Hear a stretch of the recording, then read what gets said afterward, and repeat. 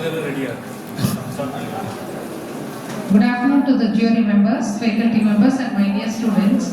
National Science Day is observed every year on 28 February to commemorate the discovery of Raman effect by Indian physicist C.V. Raman in 1928. Since 1986, India has been celebrating this day to acknowledge scientific achievements and promote awareness about the role of science in daily life. The theme of National Science Day 2025 is Empowering Indian Youth for Global Leadership in Science and Innovation for Viksit Bharat.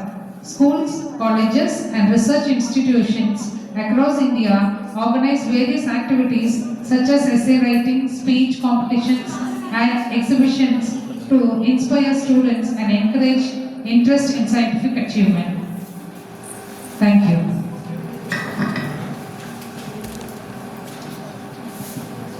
I welcome Dr. Kavita Ma'am, HOD of Civil Department, R. Mohan Sir, HOD of EC Department, P. Joseph Sir, HOD of SNH Department, and K. Sivakumar Sir, HOD of CSE Department, who are the jury members of this National Science Day celebration. I welcome you all.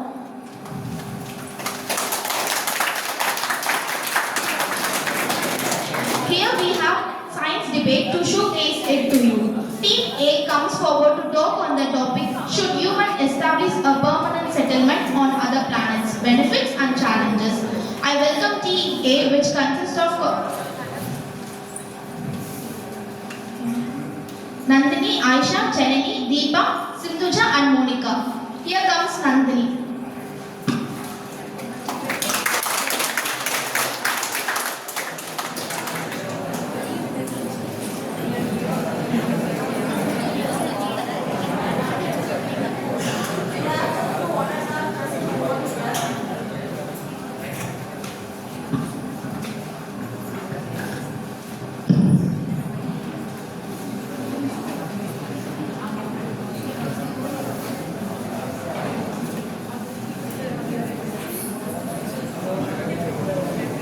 Good afternoon to one and all present over here. I am Nandini, first year CSE. I am happy to participate in this competition. Today I speak about the topic is human establish a permanent settle on other planets, its benefits or challenges. I speak about benefits. Generally, Earth contains many resources, but nowadays humans are destroying it.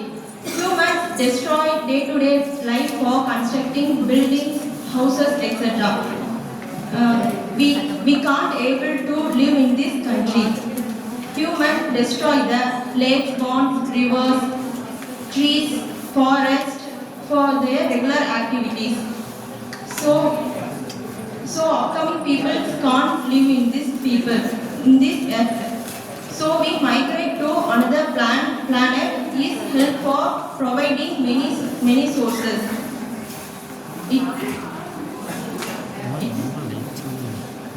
Earth facing numerous challenges such as climate changing, overpopulation, and resource depletion.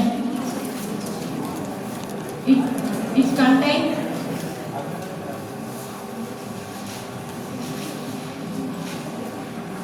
It is opportunities for scientific research and experimentation to derive innovation and development of many activities and new knowledge, to provide new hope for humanity, release pressure on Earth's surface.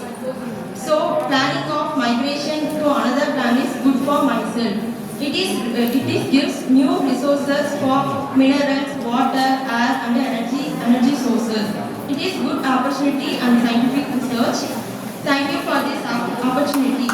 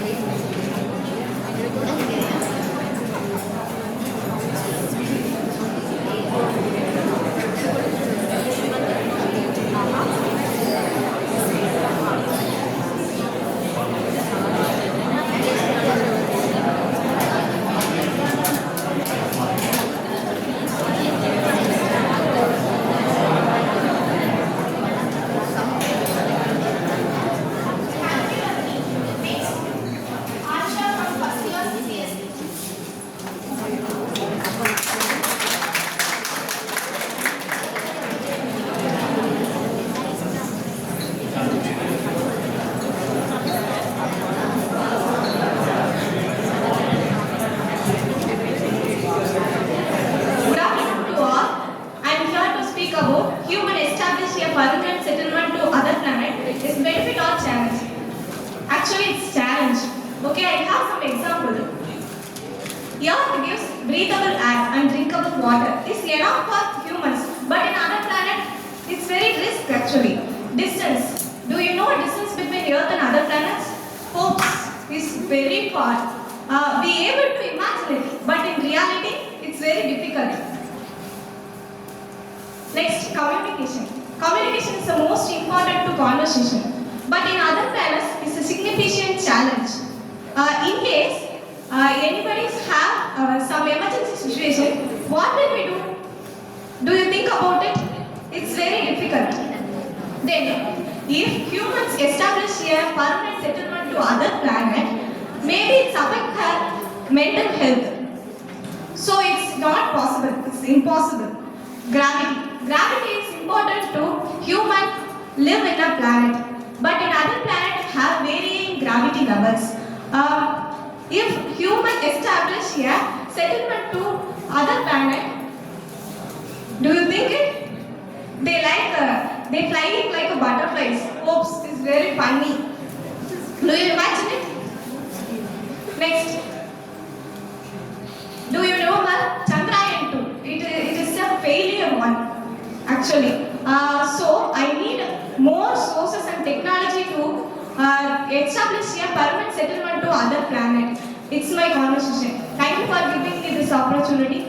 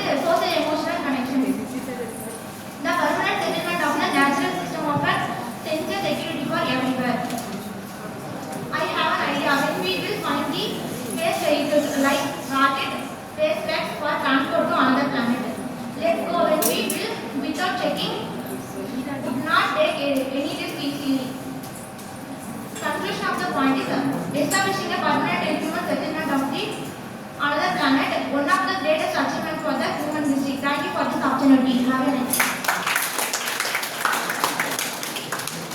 Thank you, Jenny. Here comes the call from facilities.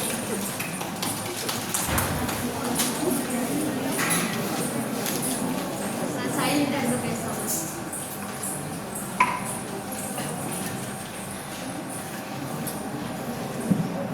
Good afternoon to one and all present over here. Today I am here to speak about the human establish a permanent settlement on another planet is benefit or challenge. Yes, of course it is challenge for human. Let us see the challenge points. Extreme environment. Planets like Mars have harsh conditions including thin atmosphere, extreme temperature and high radiation. Settlers will need air, water and food sources requiring closed loop system and possible resource utilization. Mars, for example, is million of kilometers away, meaning long travel time and communication delay. Need better rockets, energy sources and habitats. Very expensive to go for another planet. This was very challenges for food production and storage in planet, and also difficult to create air and water to another planet. Increased solar radiation, which can damage DNA, and it can be increased cancer risk, health risk to travel on another planet. Electricity is important for lights, heating, communication, machines. Since there is no power station on Mars, we need to use solar planes, nuclear energy, or another sources to generate power. Space settlements face many challenges, including health risk, physiological stress, bone and muscle loss. Talking to family or send message in space is not instant. These are the things made me speak about the challenges. Thank you for giving this wonderful opportunity.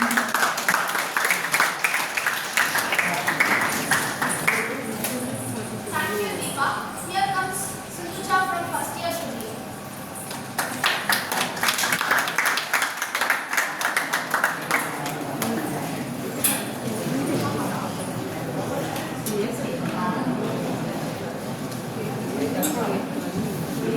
A pleasure, good afternoon to one and all present here. I am Sindhuja from first year EEE, and I am happy to participate in this competition. Today we are here to speak about the topic is should human establish a permanent settlement on other planets, benefit or challenge? According to myself, it is benefit to migrate other planet. At that time, the resource on Earth were unmatched anywhere else. Then trying to invent something new and destroy the existing. Nowadays humans are destroying our Earth resources. We could not able to live on the Earth. I oppose that. Why is it that no one ever meets every after failure? Failure is the stepping to catch a success. We all know about ISRO and NASA, is it? No one the invention and ISRO and NASA was without failure. There was a lot of success without failure. Yes, Chandrayaan 2 is failed, but that after Chandrayaan 3 and PSLV C54 give a greater success. We will never go without checking anything. We won't take any risk. Current technology has a way to migrate easily. Let's go there and we discover new resources. What shall we live by Earth? The basic need of man: food, clothing, shelter. For example, air pollution in Delhi, especially in the winter, frequently reaches dangerous level, making it one of the world's most polluted cities. The primary reason including vehicle pollution and industrial activities, cropping, suitable burning in other neighboring countries. Now, is all are having a two-wheelers? Yes? Yes, we have it and use the vehicles to go even to the nearest place. And the result, there is a hole in ozone layer. Then water. The largest source of water pollution is untreated sewage. Other source of pollution including agricultural runoff and regulated small-scale industries. When we show the water in the bottle, the level of water and value of water is decreased. Now, next food. Without we. Am I right? Chemical substances play an important role in food. Food production and food preservation. Food additives can also prolong the shelf life of food, and others such as colors can make food more attractive. Flavors are used to make food tastier. Finally, Earth does not even have a resource to make a new source. Now we have destroyed all the resources, and then what will have to live on Earth?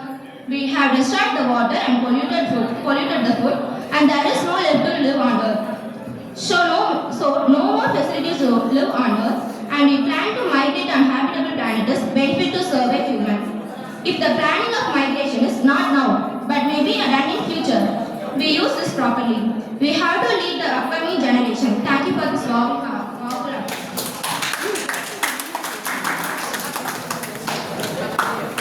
Thank you, Sindhuja. Here comes Monica from first year CS.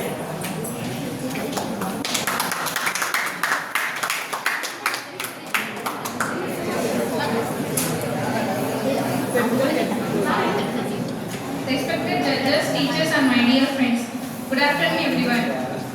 Today's my debate topic is, should human can establish permanent settlement in other planets?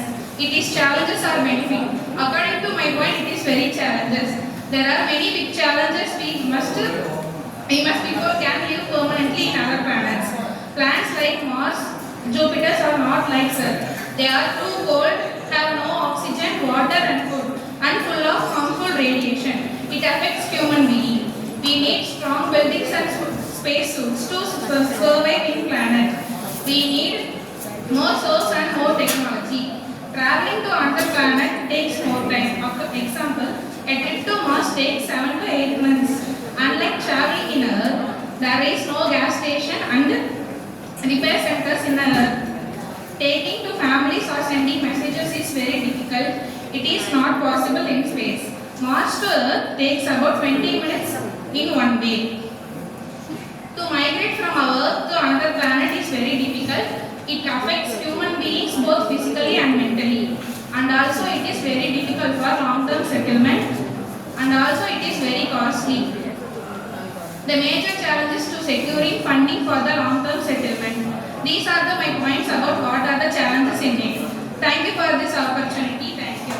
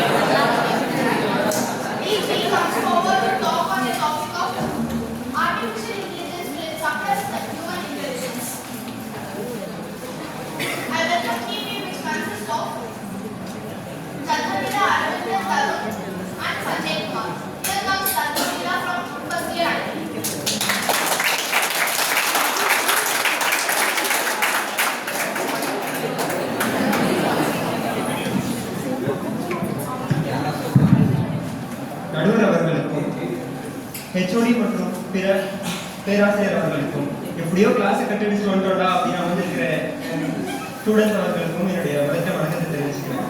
இன்றைக்கு நான் பேச சொல்ற topic என்ன அப்படின்னா, இன்னைக்கு நான் பேச எடுத்துக்கிற டாபிக் என்ன அப்படின்னா, ஏஐ மனிதனின் வாழ்க்கையில் வரமா சாபமா பார்ப்போம். ஃபர்ஸ்ட் ஏஐனா என்னங்க? ஏஐனா என்ன அப்படின்னா, இன்னும் பெரிய இதெல்லாம் கிடையாது, மூட்டை பிடிச்சி கொண்ட நவீன மிஷின் மாதிரிலாம் கிடையாது. அது ஒரு நுண்ணறிவு. அது வந்து மனுஷனை போலயே வந்துட்டு செயல்படும். அது வந்து மனிதனால கிரியேட் பண்ணப்பட்டதுதான். அது வந்து மிஷின்குள்ள மனிதனுடைய நுண்ணறிவை வந்து பொருத்தி இருப்பாங்க. அது ஏஆல முடியாதது அப்படிங்கிறது எதுவுமே கிடையாது. ஏஐ நினைச்சிச்சுன்னா நம்ம பிடிச்ச பாடலை நம்ம கேட்காமே தரதுல இருந்து, காம்ப்ளிகேட்டடான மெடிக்கல் சர்ஜரி பண்றதுல இருந்து, புது புது பிளானட்ஸை கண்டுபிடிக்கிற வரைக்கும் ஏஐயால எல்லாமே பண்ண முடியும். இப்போ 3 நிமிஷத்துக்கு மூச்சு முட்டிக்கிட்டு ஏ அப்படி பண்ணுது இப்படி பண்ணுது நம்ம பேசுறதுனால ஏஐயோட வளர்ச்சி யாராலையும் தடுக்க முடியாதுங்க. அது வந்து ஒரு கோவிட் மாதிரி, நமக்கே தெரியாம நம்ம கூட வந்துச்சு, கூட இருக்கு, நம்மளை விட்டு போகாது, நம்ம அது கூட வாழ்ந்துதான் பழகிக்கணும் அப்படிங்கிறத நிதர்சனமான ஒன்று. எடிசன் ஃபர்ஸ்ட் லைட்டை கண்டுபிடிச்சப்ப நம்ம மக்கள் தான் என்ன பண்ணாங்கன்னா, அவர்கிட்ட போயிட்டு கேட்டாங்க, நீங்க எப்படி லைட்லாம் கண்டுபிடிச்சிருக்கீங்க, இது எப்படி சாத்தியமாகும், எலக்ட்ரிசிட்டி நீங்க எப்படி அவ்வளவு தூரம் கண்டக்ட் பண்ணுவீங்க அப்படின்லாம் கேட்டிருக்காங்க. ஆனா அந்த லைட்டு தான் எடிசன் அன்னைக்கு கண்டுபிடிச்ச அந்த லைட்டு தான் இன்னைக்கு நம்ம மாடர்ன் டேல வந்து எவ்வளவோ புது புது இனோவேஷனான கண்டுபிடிக்கிறதுக்கு லைட் தான் வந்து பேசிக்காக வந்துருக்கு. அதே மாதிரி மனிதர்களை பறக்க வைக்கிறது அப்படிங்கிறது பெரும் முட்டாள்தனம்னு நினைச்சிட்டு இருக்க சொசைட்டிக்கு நடுவில் ரைட் பிரதர்ஸ் அப்படிங்கிற 2 தனி மனிதர்கள் கண்டுபிடிச்ச ஃப்ளைட்டுடைய மாடல் தான் இன்னைக்கு நம்ம நினைச்சா இன்டர்நேஷனல் ட்ரிப்பு போகிறோம், கோவா போகிறோம், யூஎஸ் போகிறோம், யூகே போகிறோம், ஃப்ரெண்ட்ஸ் கூட ஜாலியாக இருக்கும், அதெல்லாம் வேற. இப்போ அவங்க கண்டுபிடிச்ச அந்த இதுதான் இன்னைக்கு நம்ம வந்து மாடர்ன் லைஃப்ல ஃப்ளைட்டா யூஸ் பண்ணிட்டு இருக்கோம். அப்படி இந்த 2K இந்த வருஷத்துல வந்த ஒரு புது இனோவேஷன் அப்படின்னா ஏஐ. அது வந்துட்டு பல விஷயங்களும் நமக்கு யூஸ் ஆக இருந்தாலும் பல விஷயங்களும் நமக்கு தீமையாகவும் இருக்கு அப்படிங்கிறது உண்மைதான். நீங்கள் நார்மல் டேஸில் பார்த்துருப்பீங்க, தோலா அப்படின்னு ஒரு மூவி வந்துருந்துச்சு. அந்த மூவி வந்துட்டு கற்பனை மூவி கிடையாது, அது உண்மையாகவே நடந்த ஒரு இதுதான். முன்னாடி என்ன நடந்திருக்கு அப்படின்னா, காரில் ஒருத்தர் வேகமாக போயிட்டு இருக்கும்போது ஆக்சிடென்ட் ஆகுது. ஆக்சிடென்ட் ஆகும்போது அவர் வந்துட்டு தலையில பெரிய அடிபட்டு அவர் இறக்க போகிற தருவாயில் இருக்கும்போது டாக்டர் அவங்களை காப்பாற்றிட்டாரு, ஒரு வழியாக காப்பாற்றிட்டாங்க. ஆனால் அவருடைய உடல் வந்து செயலிழந்து போகுது, அவரால் எந்த ஒரு வேலையும் பார்க்க முடியாமல் இருந்திருக்கு. ஒரு ஹியூமனை பேஸ் பண்ணி அவர் வாழ்ந்துட்டு இருந்திருக்காரு. அப்படி இருக்கிற சமயத்துல அவருக்கு ஏஐ இன்ஃப்ளூயன்ஸ்டு சர்ஜரி அப்படின்னு சொல்லி ஒரு அட்வான்ஸ் லெவல் சர்ஜரி பண்ணதுனால அவர் வந்துட்டு மறுவாழ்க்கப்பட்டிருக்காரு. ஏஐயோட யூஸால கை கால் செயலிழந்து போன அவங்களோட கை காலை யூஸ் பண்ணி அவர் வந்து ஒரு தண்ணி எடுத்து குடிக்கிறதா இருக்கட்டும், சாப்பிட்றதா இருக்கட்டும், இந்த மாதிரி பேசிக்கான ஒரு லைஃப்பை வாழ்ந்துட்டு இருக்காரு. அதை அவர் வந்து ஒரு இன்டர்வியூல அவ்வளோ சந்தோஷமா சொல்றாரு. ஏஐ வந்துட்டு எனக்கு புது வாழ்க்கையவே கொடுத்துருக்கு அப்படின்னு சொல்லி அவர் சந்தோஷமா சொல்றாரு. இதை வந்து மனித குலம் பாராட்டு போட்டிருக்கு. இப்படிப்பட்ட நல்ல விஷயங்களும் எடுத்திருக்கும். இப்போ நீங்க வந்துட்டு கேட்கலாம், ஏஐ வந்துருச்சு அப்படின்னா மேன் பவர் குறையுது அப்படின்னு எல்லாருக்கும் தெரிஞ்சிருக்கு. அப்ப ஏஐ டெவலப் ஆயிடுச்சு அப்படின்னா வேலை வாய்ப்பு குறைஞ்சிருமா அப்படின்னு கேட்டீங்க. அது கண்டிப்பா உண்மை கிடையாது. ஏன்னா இப்போ ஒரு எக்ஸாம்பிளுக்கு ஒரு சோப் கம்பெனி இருக்கு, ஒரு பிஸ்கட் கம்பெனி இருக்கு அப்படின்னா ஒரு சோப் கம்பெனிக்காரன் என்ன பண்ணுவான், அவன் தயாரிச்ச சோப்பை வித்து அவன் வந்துட்டு அதுல இருந்து வர வருமானத்தை வச்சு பிஸ்கட் வாங்கி சாப்பிட்றான். பிஸ்கட் கம்பெனிக்காரன் என்ன பண்ணுவான், அவன் தயாரிச்ச பிஸ்கெட்டை வித்து அதுல இருந்து வர வருமானத்தை வச்சு சோப் வாங்கி யூஸ் பண்ணுவான். இந்த மாதிரி ஒவ்வொரு ஃபீல்டை பேஸ் பண்ணி தான் இருக்கு. ஒவ்வொரு ஃபீல்டு வந்து தனித்து நின்று அவனை வந்து வெற்றி பெற முடியுமா அப்படின்னு கேட்டால் அது கண்டிப்பா கிடையாது. ஆனா ஏஐ ஒரு ஃபீல்டுக்குள்ள வருது அப்படின்னா அந்த ஏஐ வந்து என்ன பண்ணணும்னா அந்த ஃபீல்டுல இருக்கிற டைம் வந்து ரெடியூஸ் பண்ணி மேன் பவர் கம்மி பண்ணி கொடுக்கணும். ஒரு 10 மணி நேரம் வாங்க வேலை பார்க்குறான் அப்படின்னா அந்த வேலையை வந்து ஏஐ வந்து ஒரு 5 மணி நேரத்தில் பாதி டைம்ல வந்து ஈஸியாக பண்ணி கொடுக்குற அளவுக்கு அது ஹெல்ப்ஃபுல்லா இருக்கு. ஆக இந்த மாதிரி ஏஐ வந்து ஒரு ஃபீல்டுக்குள்ள போச்சு அப்படின்னா அங்கே வந்து மேன் பவர் கம்மியாகும், ஆனால் வேலை வாய்ப்பு அதிகமாக தான் ஆகும். ஏன்னா மீதி இருக்கிற டைம்ல பல வேலைகளை அவன் பார்ப்பான் இல்லையா. ஓகே, இவ்வளோ நேரம் வந்துட்டு ஏஐ பற்றின நல்ல விஷயங்கள் பார்த்தோம். இப்போ கொஞ்சம் கம்மியாக கெட்ட விஷயங்களும் பார்ப்போம். இப்போ வந்துட்டு நான் 4 வருஷம் டிகிரியை முடிச்சுட்டு நான் யூஎஸ் யூகேல போய் ஹைஃபைட் ஜாப் வருஷத்துக்கு 40 லட்சம் எனக்கு சம்பளம் வருதுன்னு இல்லை, நான் ஒரு வேலை பார்க்குறேன். அந்த வேலையில் திடீர்னு ஒரு நாள் மேனேஜர் என்ன கூப்பிட்டு, எப்பா தம்பி எங்களை இன்னைக்கு கம்பெனியில் ஃபுல்லாக இன்னிலேருந்து எல்லாம் ஏஐயா மாற்றிட்டோம், உங்களோட டிரைவர் இருக்காங்க, நீங்கள் வீட்டுக்கு போய் சீரியல் பாருங்க அப்படின்னு சொல்லிட்டாங்க. நான் வந்து ஏஐ வளர்ச்சி தான் முக்கியங்க, எங்கள் கம்பெனி வளர்ச்சி தான் முக்கியம், வந்தே மாதிரம் செய்யுன்னு சொல்லிட்டு நான் பாட்டி வீட்டுக்கு போனேன்னா எங்கள் அம்மா என்ன பண்ணுவாங்க, சிஓ டேஸ்ட் வெளியே வைப்பாங்க. அந்த டைம்ல நான் என்ன பண்ணிருக்கணும்னா மேனேஜர் கை கால விழுந்தாச்சு, ஐயா எனக்கு என்னோட வேலையை போட்டு கொடுங்க அப்படின்னு சொல்லி தக்க வச்சிருக்கணும். அதுதான் புத்திசாலித்தனம். நான் இல்லை, நீங்க யாரா இருந்தாலும் இதெல்லாம் பண்ணிருக்கீங்க. அதே மாதிரி எனக்கு கொஞ்ச நாளைக்கு முன்னாடி வந்து லைட்டா கண்ணு தெரியாம இருந்துச்சு. கண்ணு தெரியாமனா கொஞ்சம் கண் பார்வை வளர்க்குற மாதிரி இருந்தது. நான் வந்துட்டு டாக்டர்ஸ் கிட்ட போயிட்டு மெடிசன் எடுத்துக்கிட்டேன். இப்போ எனக்கு நல்லா கண்ணு தெரியுது. ஒருத்தர் கையை ஆட்டிட்டே இருக்கு, அது எனக்கு நல்லா தெரியுது. வருத்தப்படுறேன். ஓகே, என்னோட தாத்தாக்கு வந்து காது கேட்கல அப்படின்னு சொல்லி சொன்னாரு. அவருக்கு வந்து ஒரு மிஷினை வாங்கி கொடுத்தோம், காது கேட்கறது நல்லா. பாட்டிக்கு நடக்க முடியலன்னு சொன்னாங்க, ஸ்டிக் வாங்கி கொடுத்தோம், நடக்கிறாங்க. இந்த மாதிரி ஒரு மனிதனுடைய செயல் எப்போதெல்லாம் இறங்குதோ, அதாவது மனிதனுடைய செயல் எப்போதெல்லாம் தடைபடுகிறதோ அப்போது அவனுக்கு உதவுகிறது தான் சயின்ஸ் அப்படின்னு சொல்லிட்டு அறிவியல். ஆனா ஏஐ வந்துட்டு ஒரு மனுஷனுடைய மேன் பவர் குறைச்சாலும் உனக்கு வேலையே இல்லப்பா, உனக்கு நீ தேவையே இல்லை, உன் தயவே எனக்கு தேவையில்லைன்னு சொல்றது அது சயின்ஸ் கிடையாது, அது வளர்ச்சி இல்லை. பெர்னால்ட் மார்கோஸ் நீங்க யாராச்சும் கேள்விப்பட்டிருக்கீங்களா? பிலிப்பைன்ஸுடைய முன்னாள் தலைவர். அவர் வந்து ஒரு கொடுங்கோலன். மக்களுக்கு பல துன்பங்கள் வீடுகள்லாம் கொடுத்துட்டு அவங்களை வந்து கஷ்டப்படுத்திருந்தாங்க. அதனால மக்கள் எல்லாம் என்ன பண்ணாங்கன்னா அவருக்கு எதிராக போராடி பெரும் மாற்றத்தை கொண்டு வந்து தன்னுடைய மண்ணை வந்து மக்கள் வந்து மீட்டாங்க அவர்கிட்ட இருந்து. ஆனா இன்றைய அளவுல பிலிப்பைன்ஸோட தலைவர் யாரு அப்படின்னா அந்த பெர்னால்ட் மார்கோஸ். அவர் அந்த கொடுங்கோலனோட ஒரே வாரிசான பெர்னால்ட் மார்கோஸ் ஜீனியஸ் அப்படிங்கிற ஒரு பையன் தான். அது எப்படின்னு சாத்தியமாகும்? மக்கள் தான் அவங்க அடிச்சு தாக்குனாங்க. ஆனா இன்னைக்கு அதே மக்கள் தான் அவங்க தலைவர்னு சொல்லி உட்கார வச்சிருக்காங்க. எப்படின்னா அவர் என்ன பண்ணியிருக்காருன்னா பேசிக் அல்காரிதமோட டெலிகிராமையும் டிக்டாக்கையும் யூஸ் பண்ணி தொடர்ந்து ரீல்ஸ் மூலியமா தன்னை நல்லவனாகவே காட்டி இன்னைக்கு ஒரு ஆட்சி மாற்றத்தையே ஒரு நாட்டில் காட்டியிருக்காங்கன்னா அதுக்கு முக்கியமான காரணம் ஏஐயோடைய வளர்ச்சி தான். அந்த ஏஐ யூஸ் பண்ணி தான் அவன் டெய்லி வந்து அவனை நல்லவனாகவே காட்டி இன்னைக்கு ஒரு ஆட்சி மாற்றத்தையே மாற்றி கொண்டு வந்திருக்கான். அதே மாதிரி உக்ரைனும் ரஷ்யாவோட போர் பத்தி நீங்க கேள்விப்பட்டிருப்பீங்க. இப்ப கூட நினைச்சாலே மனசுல ரொம்ப வருத்தமாக இருக்கு. இப்ப ஆனா யார் ஜெயிச்சாங்க அப்படின்னு பாத்தீங்கன்னா ரஷ்யா தான் அவங்க ஜெயிச்சிருக்காங்க. உக்ரைன் வந்து கம்மியா தோத்துட்டாங்க. ஏன் அதுக்கு காரணம் அப்படின்னு நீங்க நினைச்சிருப்பீங்கன்னா அவங்க கிட்ட ஆள்பலம் இருக்காது போல, படப்பலம் இல்லை போல, கம்மியான நாடு அப்படின்னு நீங்க நினைச்சிருப்பீங்க. ஆனா ரஷ்யாவிடம் இருந்த டேங்கர்ஸுடைய அளவை விட உக்ரைனிடம் இருந்த டேங்கர்ஸுடைய அளவு மிக அதிகமா இருந்திருக்கு. ஆனா ஏன் அப்படி தோத்து போயிருப்பாங்கன்னா ரஷ்யாவிடம் இருந்த டேங்கர்ஸ் அளவு மிக கம்மியாக இருந்தாலும் அவங்க அவங்க கிட்ட இருந்த ஒவ்வொரு டேங்கர்ஸும் ஏஐ இன்ஃப்ளூயன்சர் டேங்கர்ஸா இருந்தனால அவனால துல்லியமா தாக்க முடிஞ்சது, நிறைய பாதிப்பை கொடுக்க முடிஞ்சது. இதுதான் உண்மை. அதனாலதான் உக்ரைன் தோத்து போனாங்க, ரஷ்யா ஜெயிச்சாங்க. இப்ப நான் கேட்கறேன், இந்த மாதிரி வளர்ந்து வர நாட்டுல வந்து இருக்கிறவங்க சின்ன நாடுகள் எல்லாம் அவங்க கிட்ட பெரிய நாட்டுக்கிட்ட ஏஐ இருக்கு, அது இருக்கு, இது இருக்குன்னு சொல்லிட்டு சின்ன சின்ன நாடுகளை சீண்டி பார்க்கணும். சீனி பார்க்குது பார்க்கல அப்படிங்கிறத விட அதால சஃபர் பண்றது யாரு? நம்ம மாதிரி மாணவர்களும் வயசானவங்களும் தான் அதனால நிறைய சஃபர் ஆகுறாங்க. அதனால ஏவுடைய வளர்ச்சி வந்து முடிஞ்ச அளவுக்கு தீமை அப்படின்னு நம்ம பார்க்கலாம். இப்போ வேலை வாய்ப்பு இல்லை அப்படின்னு ஓகே சரி விடுங்க, வேலை வாய்ப்பு குறைஞ்சா அது நல்லது. இப்போ நான் 5-10 மணி நேரம் வேலை பார்க்குறேன், ஒரு 4 மணி நேரம் 2 மணி நேரம் வேலையை பார்த்து முடிச்சிடறான் அப்படின்னா அது ஓகே. வேலையே இல்லைப்பா நீ வீட்டுக்கு போப்போம் அப்படின்னு சொல்றது அது எந்த விதத்துலையும் நல்லது கிடையாது. இப்போ ஸ்டீஃபன் சொல்லியிருக்காரு, என்ன சொல்லியிருக்காருன்னா, ஒரு மனிதன் கண்டுபிடிப்பு மனிதனுக்கு ஈக்குவலா எப்போது வந்து அமைக்கிறதோ அதான் மனிதன் கண்டுபிடிச்ச கடைசி இயந்திரமா இருக்கும் அப்படின்னு சொல்லி அவர் அன்னைக்கு சொல்லியிருக்காரு.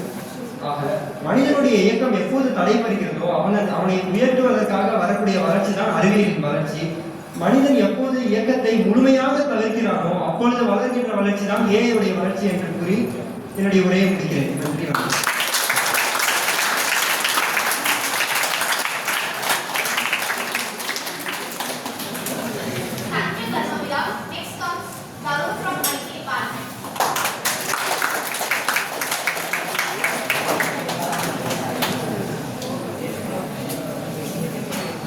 அமர்ந்திருக்கும் நடுவரையா அவர்களுக்கும், ஆசிரியர் அனைவருக்கும், மாணவியர் அனைவருக்கும் என் முதற்கண் வணக்கத்தை தெரிவித்துக் கொள்கிறேன். இன்று நான் பேச வந்துள்ள தலைப்பு ஏஐ தீமையே என்னும் தலைப்பில் பேச வருகிறேன். ஐயா, ஏஐ வளர்ச்சி என்று அவர் சொல்றாரு. வளர்ச்சின்னு என்ன ஐயா? வளர்ச்சிங்கிறது சரியாக இருக்கணும், சமமாக இருக்கணும், நியாயமாக இருக்கணும், நிதானமாக இருக்கணும். அப்படிப்பட்டதுதான் வளர்ச்சி. அது மட்டும் இல்லாம ஒரு பக்கம் மட்டும் வளர்ச்சி வச்சது எப்படி நம்ம வளர்ச்சின்னு சொல்ல முடியும்? இப்போ வந்து பாத்தீங்கன்னா சோசியல் மீடியாவில் ரீசெண்டாக வைரல் ஆகி கொண்டு இருந்த ஒரு நியூஸ் என்னன்னா, ஒரு ரோபோட் வந்து பார்த்தீங்கன்னா ஏஐ ரோபோட் வந்து பார்த்தீங்கன்னா ஒரு 12 ஏஐ ரோபோட் வந்து கடத்திட்டு போயிடுச்சு. என்னன்னா, ஒரு ஆராய்ச்சியாளர் வந்து பார்த்தீங்கன்னா ஒரு ப்ரோக்ராம் பண்ணியிருக்கிறாரு. ஒரு ஏஐ ரோபோட் அனுப்பிச்சு விட்டு மற்ற ரோபோட் கிட்ட பேச வச்சிருக்காரு. என்னன்னா, நீங்க ஏன் வீட்டுக்கு போலி அப்படின்னு சொல்லி அந்த ரோபோட் கேட்க, மற்ற ரோபோட்ல இருந்துட்டு நான் இல்லை எங்களுக்கு வீடு இல்லை அப்படின்னு சொல்லியிருக்கு. அதுக்கு வந்து இந்த ரோபோட் என்ன சொல்லியிருக்கு, வாங்க எனக்கு வீடு இருக்கு நம்மளும் அங்கே போகலாம் அப்படின்னு சொல்லி அந்த ரோபோட் எதையும் யோசிக்காம அப்படியே போயிடுச்சு. இதே வந்து அந்த ரோபோட் இப்படி சொல்லாம, உங்க முதலாளி வந்து கொன்றுங்க உங்க ஓனரை, அதுக்கப்புறம் வந்து நீங்க கூட வந்துருங்க உங்களுக்கு ஃப்ரீடமா இருக்கும் அப்படின்னு சொல்லியிருந்தா அந்த ரோபோட் என்ன பண்ணிருக்கு, அதை பண்ணி இருந்திருக்கும். அது மட்டும் இல்லாம இன்னொரு நியூஸ் என்னன்னா, ஒரு மாணவன் வந்து பாத்தீங்கன்னா வீட்டுல வந்து அவங்க பேரண்ட்ஸ் வந்து திட்டிகிட்டே இருந்திருக்கிறாங்க. அவங்க வந்து படிக்கிறது இல்லை, அப்புறம் டிசிப்ளின்ல எந்த வயசு எதுவுமே சரியில்லை அப்படின்னு சொல்லி திட்டிகிட்டே இருந்திருக்காங்க. அவன் ரொம்ப ஃபீல் பண்ணி யார்கிட்டையும் பேச முடியாது அப்படிங்கிற பட்சத்தில் ஏஐ கிட்ட கன்வே பண்ணியிருக்கான். அந்த ஏஐ என்ன சொல்லியிருக்கு, இந்த மாதிரி ஏன் ஃபீல் பண்ற, பேசாம அவங்களுக்கு கொன்று அப்படின்னு சொல்லியிருக்குன்னு சொல்லி உண்மையாக இது நடந்தது சொல்லியிருக்கு. அப்படிங்கிறப்ப அதாவது இப்பயே வந்து ஏஐ வந்து பார்த்தீங்கன்னா இவ்வளோ தவறான விஷயங்கள் சொல்லுதுன்னா ஃபியூச்சர்ல ஏன் அப்படி பண்ணாது? அதுவும் இல்லாமல் ஆராய்ச்சியாளருக்கு என்ன சொல்றாங்கன்னா, ஏஐ வந்து 2ஆ இருக்கு அப்படின்னு சொல்றாங்க. என்னென்ன வகைன்னா, ஒன்று வந்து பார்த்தீங்கன்னா பேஸ்ட் ஆன் கமெண்ட்ஸ், இன்னொன்று வந்து பார்த்தீங்கன்னா செல்ஃப் கமெண்ட்ஸ். பேஸ்ட் ஆன் கமெண்ட்ஸுங்கிறது வந்து பார்த்தீங்கன்னா நாம கொடுக்கக்கூடிய கட்டளையை மட்டும் அது வந்து செய்யும், மற்றபடி வேற எதுவும் செய்யாது, அது வந்து நல்லது. ரெண்டாவது இருக்கிறது வந்து பார்த்தீங்கன்னா செல்ஃப் கமெண்ட்ஸ், அது வந்து பார்த்தீங்கன்னா நாம கொடுக்குற கட்டளையை அதுவா சிந்திச்சு செய்யக்கூடியது.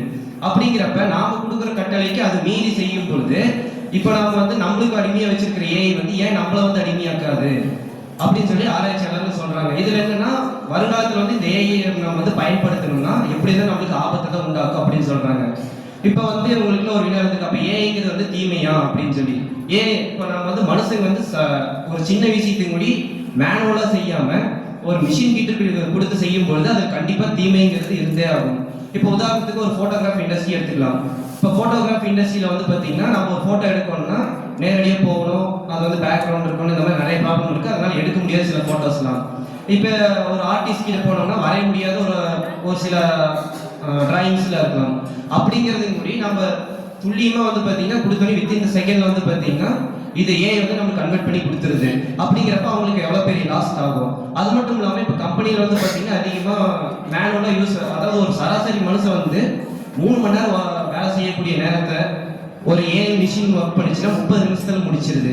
அப்படிங்கிறப்ப அந்த கம்பெனியோட நிர்வாகர் என்ன நினைப்பாங்க, அவங்களுக்கு வந்து அவங்கள பொறுத்தவரைக்கும் மேனுவல் பவர் வந்து கம்மி பண்ணுவாங்க. அப்படிங்கிற பட்சத்தில் ஏன்னா அவங்களுக்கு வந்து சம்பளம் கொடுக்கறதுக்கு விரும்ப மாட்டாங்க அதிகமாக. அப்படிங்கிறப்ப ஏஐ வந்து யூஸ் பண்ணுவாங்க மிஷின்ஸை. அதுவும் இல்லாமல் ஏஐ யூஸ் பண்ணுறதுக்காட்டி அவங்களுக்கு டபுள் மடங்கு ப்ராஃபிட்டும் வரும். இப்போ வந்து மனிதன் வந்து 2.5 மணி நேரம் செஞ்சு முடிக்க 3 மணி நேரம் செஞ்சு முடிக்கிறத ஏஐ மிஷின் 1/2 மணி நேரம் செஞ்சிச்சுன்னா 2.5 மணி நேரம் அவங்களுக்கு சேவ் ஆகும்.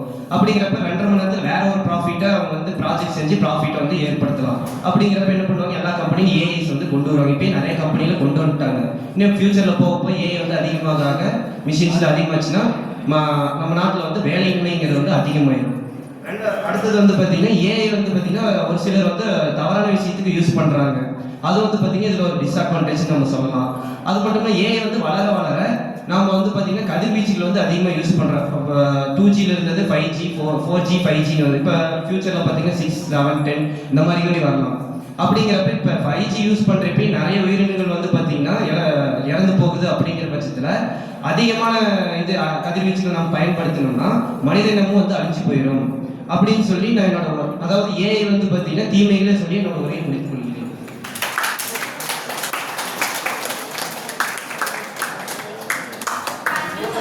Here comes Aravindan from first class.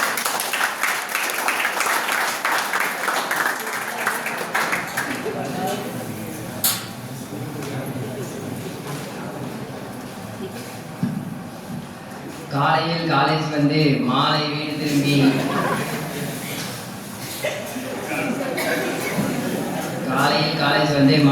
திரும்பி நாளைய சமுதாயத்தை உருவாக்கும் என் பேராசிரியர் அவர்களே, இந்த எக்ஸாமில் ஃபெயில் ஆகிடுவோனே தெரிஞ்சு அமர்ந்திருக்கும் இளைஞர்களே, ஃபெயில் ஆகிடக்கூடாது என்று நினைத்து கொண்டிருக்கும் இளைஞர்களே மற்றும் என்னோட தோள் கொடுத்து பேச வந்துள்ள தோழர்களே, அனைவருக்கும் இனிய மாலை வணக்கம். நான் இன்னைக்கு எடுத்துருக்க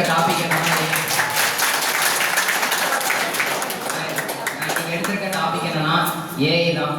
ஏஐ கன்ஃபார்ம் எல்லாத்துக்கும் வேணும் தான். ஏன்னா நம்ம பிறக்கறதுக்கு முன்னாடியே நம்ம யாருன்னு நம்ம அம்மாவுக்கு காட்டுறதுலேருந்து நம்ம இறந்ததுக்கப்புறம் நம்ம ஏன் இறந்தோங்கிற வரைக்கும் கண்டுபிடிச்சு சொல்கிறது ஏஐ தான். Back AI. இந்த ஏஐ என்ன பண்ணுன்னா நம்ம இறந்ததுக்கப்புறம் நம்ம ஏன் இறந்தோன்னு ஃபுல் பாடி அனலைசிஸ் பண்ணும். அதனால தான் ஹாஸ்பிட்டலில் மோஸ்ட்டாக இந்த ஏஐ தான் யூஸ் பண்ணுறாங்க. ஸோ நம்ம சர்ஜிக்கல்ஸ்க்கும் இப்போ ஏஐ கொண்டு வரக்கு நிறையா கம்யூனிகேஷன்ஸ் போயிட்டு இருக்குது. ஸோ இப்போ அடுத்த வளர்ச்சியே நம்மளுக்கு ஏஐன்னு தான் இருக்குது. ஆனால் ஏஐ இப்போதுலேருந்தே இருக்குது. இப்போ தான் வந்திருக்குன்னா இல்லை, 1940 ஏஐங்கிற ஒரு விஷயம் அந்த பூமியில் இருக்குதான். ஆனால் அப்போ மக்கள் யாருமே அதை அதிகமாக கண்டுக்கல. இப்போ 2000க்கு அப்புறம் தான் ஏஐங்கிறது வளர்ச்சி அடைய கொஞ்சம் கொஞ்சமாக ஸ்டார்ட் பண்ணுச்சு. இப்போ 2010க்கு ChatGPT வந்ததுக்கப்புறம், ChatGPT 3 வந்ததுக்கப்புறம் ஏஐயோட வளர்ச்சி இன்னும் அதிகமாகும். 50 வருஷத்தில் நாங்கள் ஏஜிஐ அச்சீவ் பண்ணியிருக்கோம் அப்படின்னு சொல்லியிருக்காங்க. ஆனால் இப்போ 2024 ChatGPT 4 வந்ததுக்கப்புறம் ஜஸ்ட் 7 இயர்ஸ்லேயே நாங்கள் அச்சீவ் பண்ணியிருக்கோம். AgI artificial general intelligence achieve பண்ணிடுவோம் அப்படின்னு சொல்லியிருக்காங்க. அதாவது ஆர்டிஃபிஷியல் ஜெனரல் இன்டெலிஜென்ஸ்னால் இப்போ நம்ம ஃபஸ்ட்டு இனிஷியல் ஸ்டேஜில் யூஸ் பண்ண ஏஐலாம் classical AI, program based AI. நம்ம என்ன இன்புட் கொடுக்குறோமோ அதோட ரூல்ஸ் உள்ளே நம்ம இன்புட் பண்ணி வச்சுருப்போம். அந்த ரூல்ஸுக்கு ஏற்ற மாதிரி தான் நம்மளுக்கு அவுட்புட் கிடைக்கும். ஆனால் நம்ம தப்பாக ஏதாச்சும் இன்புட் கொடுத்தோம்னா அது எதுவுமே பண்ணாது. இப்போ நம்ம யூஸ் பண்ணிட்டு இருக்கிறது ஆர்டிஃபிஷியல் நேரோ இன்டெலிஜென்ஸ், ஏஐ. நம்ம வந்து என்ன அவுட்புட் கொடுத்தாலும் நம்ம அதை கரெக்ட் பண்ணி அதோட அவுட்புட்டையும் நம்மளுக்கு கொடுத்துரும். அதுபடி பார்த்தோம்னா ஏஜிஐங்கிறது ஆர்டிஃபிஷியல் ஜெனரல் இன்டெலிஜென்ஸ். அது வந்து மனுஷனோட கேப்பபிலிட்டியை 99 to 100% வந்து ஓவர் கம் பண்ணுறதுக்கு வாய்ப்புகள் இருக்குது. தியரிட்டிக்கலி ப்ரூவ் ஆயிருக்கு, ப்ராக்டிக்கலாகவும் ப்ரூவ் ஆயிருக்கு. பட் இது வந்துச்சுன்னா சொல்கிற மாதிரி வேலையெல்லாம் போகிறக்கு வாய்ப்பு இருக்குது. ஆனால் இது வந்துச்சுன்னா நம்ம அதால் எமோஷன்ஸ் வெளிப்படுத்த முடியும், இன்வென்ஷன்ஸ் புதுசாக உருவாக்க முடியும். அதாவது இந்த மொத்த உலகமே பர்மெண்டேஷன் காம்பினேஷனில் தான் இயங்கிக்கிட்டு இருக்கு. அதாவது ஆக்சிஜன், ஹைட்ரஜன் இந்த ரெண்டையும் ஒன்றா சேர்த்தா தான் நம்மளுக்கு வாட்டருங்கிற ஒரு புது மாலிகுல் கிடைக்கும். ஸோ அதை பேஸ் பண்ணி தான் மொத்த இண்டஸ்ட்ரியும் இப்போ ரன் ஆகிட்டு இருக்குது. இப்போ சிலிக்காவை வந்து ஹீட் பண்ணால் தான் நம்மளுக்கு செமிகண்டக்டர் கிடைக்கும். அதில் தான் இப்போ உருவான ஃபோன், ஸ்மார்ட் ஃபோன், லேப்டாப் எல்லாமே அதில் தான் உருவாகிருக்கு. இப்போ ஏஜிஐ வந்துச்சுன்னா அதால் பண்ண முடியும். அதால் பண்ண முடியுங்கும்போது அதால் அப்கிரேட் பண்ண முடியும். அப்கிரேட் வெர்ஷன் தான் ஏஎஸ்ஐ, ஆர்டிஃபிஷியல் சூப்பர் இன்டெலிஜென்ஸ். அதாவது இது ஏஜிஐயோட அட்வான்ஸ் வெர்ஷன். இதால் என்ன பண்ண முடியும்னா ஏஜிஐயால் மனிதனோட கேப்பபிலிட்டி 100% கேப்பபிலிட்டியை கொண்டு வர முடியும்னா ஏஎஸ்ஐயால் அதை மனிதனையே தாண்டி போகக்கூடிய திறமை இருக்கும். அது வந்ததுக்கப்புறம் அதுவே அதை தானே இம்ப்ளிமெண்ட் பண்ணிக்கிறதுனால நம்மளை இப்போ இருக்கிற நெட்வொர்க்கை அதை வந்து இன்னும் பெட்டராக மாற்றிடும். எல்லாத்துக்கும் ஈஸியாக மருந்து கண்டுபிடிச்ச முடியும். இப்போ இருக்கிற நோய்க்கு நம்மளால் மருந்தே இல்லை. ஆனால் வருங்காலத்தில் நம்மளால் கேன்சருக்கு மருந்து கண்டுபிடிக்க முடியும், எய்ட்ஸுக்கு மருந்து கண்டுபிடிக்க முடியும். ஃபேஸ் ரெகக்னேஷன் இன்னும் ஈஸியாகிடும். ஃபேஸ் ரெகக்னேஷன் ஈஸி ஆகிடுச்சுன்னா நம்மளால் ஸ்பேஸ் எக்ஸ்ப்ளோரேஷன் பண்ண முடியும். ஸ்பேஸ் எக்ஸ்ப்ளோரேஷன்னா நம்மளால் விண்வெளிக்கு போக முடியும். இப்போ இருக்க சின்ன குழந்தைங்க ஆசையே விண்வெளிக்கு போகிறது தானே, வேறு கிரகத்துக்கு போய் ஆர்டிஃபிஷியல் பார்க்கணும் தானே. இதை வேறு கிரகம்னு பேசும்போது தான் நிறைய தியரி இருக்குது. இது பேஸ் பண்ணி ஃபெமி பேரடாக்ஸுங்கிறது எனக்கு பிடிச்ச ஒரு தியரி. அதாவது என்னன்னா, உலகத்தில் மொத்த யூனிவர்ஸ் மொத்த மல்டிவர்ஸையும் சேர்த்து மொத்தம் 2 லட்சம் பிளானட்ஸ் இருக்கான். இப்போ 2 லட்சம் பிளானட்ஸுங்கும் போது பூமியை மாதிரியே 2 லட்சம் பிளானட்ஸ் இருக்குங்கும் போது ஏன் அதில் மனுஷங்கள் இருக்க மாட்டாங்களா? மனுஷங்க அதே மாதிரி நம்ம இங்கே இருக்கிற டெக்னாலஜி மாதிரி அங்கேயும் இருக்கும். ஆனால் இது வரைக்கும் ஒரு ஸ்பேஸ் கிராஃப்டோ இல்லை ஏதோ ஒரு விண்வெளி தொழில்நுட்பமோ எதுவுமே இது வரைக்கும் பூமிக்கு வந்து அடையலை. அதுபடி பார்த்தோம்னா இந்த உலகத்தில் நம்ம மட்டும்தாங்கிறது இந்த ஃபெமி பேரடாக்ஸ்ங்கிற தியரி. இதை வந்து சொன்னவர் யாருன்னா ஓப்பன் சோர்ஸ் ஏஐயோட சிஇஓ. ஓப்பன் சோர்ஸ் ஏஐ தான் இப்போ ஏஜியை கண்டுபிடிக்கிறத தீவிரமாக இறங்கியிருக்காங்க. ஓப்பன் சோர்ஸ் ஏஐனா எல்லா ஏஐ வருங்காலத்தில் இப்போ ஏஐ வந்ததுக்கப்புறம் எல்லாரும் ஏஐ மாறிடும். ஏஐ வச்சிருக்கவங்க தான் மேலே இருப்பாங்க, மீதி எல்லாரும் கீழே தான் இருப்பாங்க. அப்படிங்கிற பட்சத்தில் இந்த ஓப்பன் சோர்ஸ் ஏஐனா எல்லாத்துக்கும் ஏஐ அவங்க கண்டுபிடிக்கிறது எல்லாமே பொதுமக்களுக்கும் தெரியுங்கிற மாதிரி தான் ஓப்பன் சோர்ஸ் ஏஐ உருவாக்குனாங்க. ஸோ அப்படிங்கும்போது அவங்க ஏஜியை அச்சீவ் பண்ணிட்டாங்கன்னா அந்த ஏஜியாகவே ஏசியை வந்து ஈஸியாக கன்வெர்ட் பண்ணிடும். அந்த ஏசி வந்துருச்சுன்னா நம்மளுக்கு எல்லாம் மருந்து கண்டுபிடிக்க முடியும். ட்ராவல் இப்போ நம்மளோட பெரும்பாலும் பிரச்சனையே ட்ராவல் தான். வெளியே டக்குன்னு போயிட்டு வர முடியல, வெயில் அடிக்குது, பஸ்ஸு எல்லாம் போக முடியல அப்படிங்கிற பிரச்சனை தான். இன்டர்ஸ்டெல்லாம் ட்ராவல், லைட் ஸ்பீடில் ட்ராவல் பண்ணுறது எந்த சிரமமே இல்லாமல் அது வந்து இன்னும் ஈஸியாகிடும். ஸோ ஏஐங்கிறது ஒரு வளர்ச்சி தான்.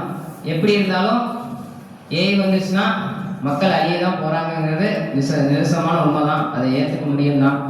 ஸோ நன்றி, வணக்கம்.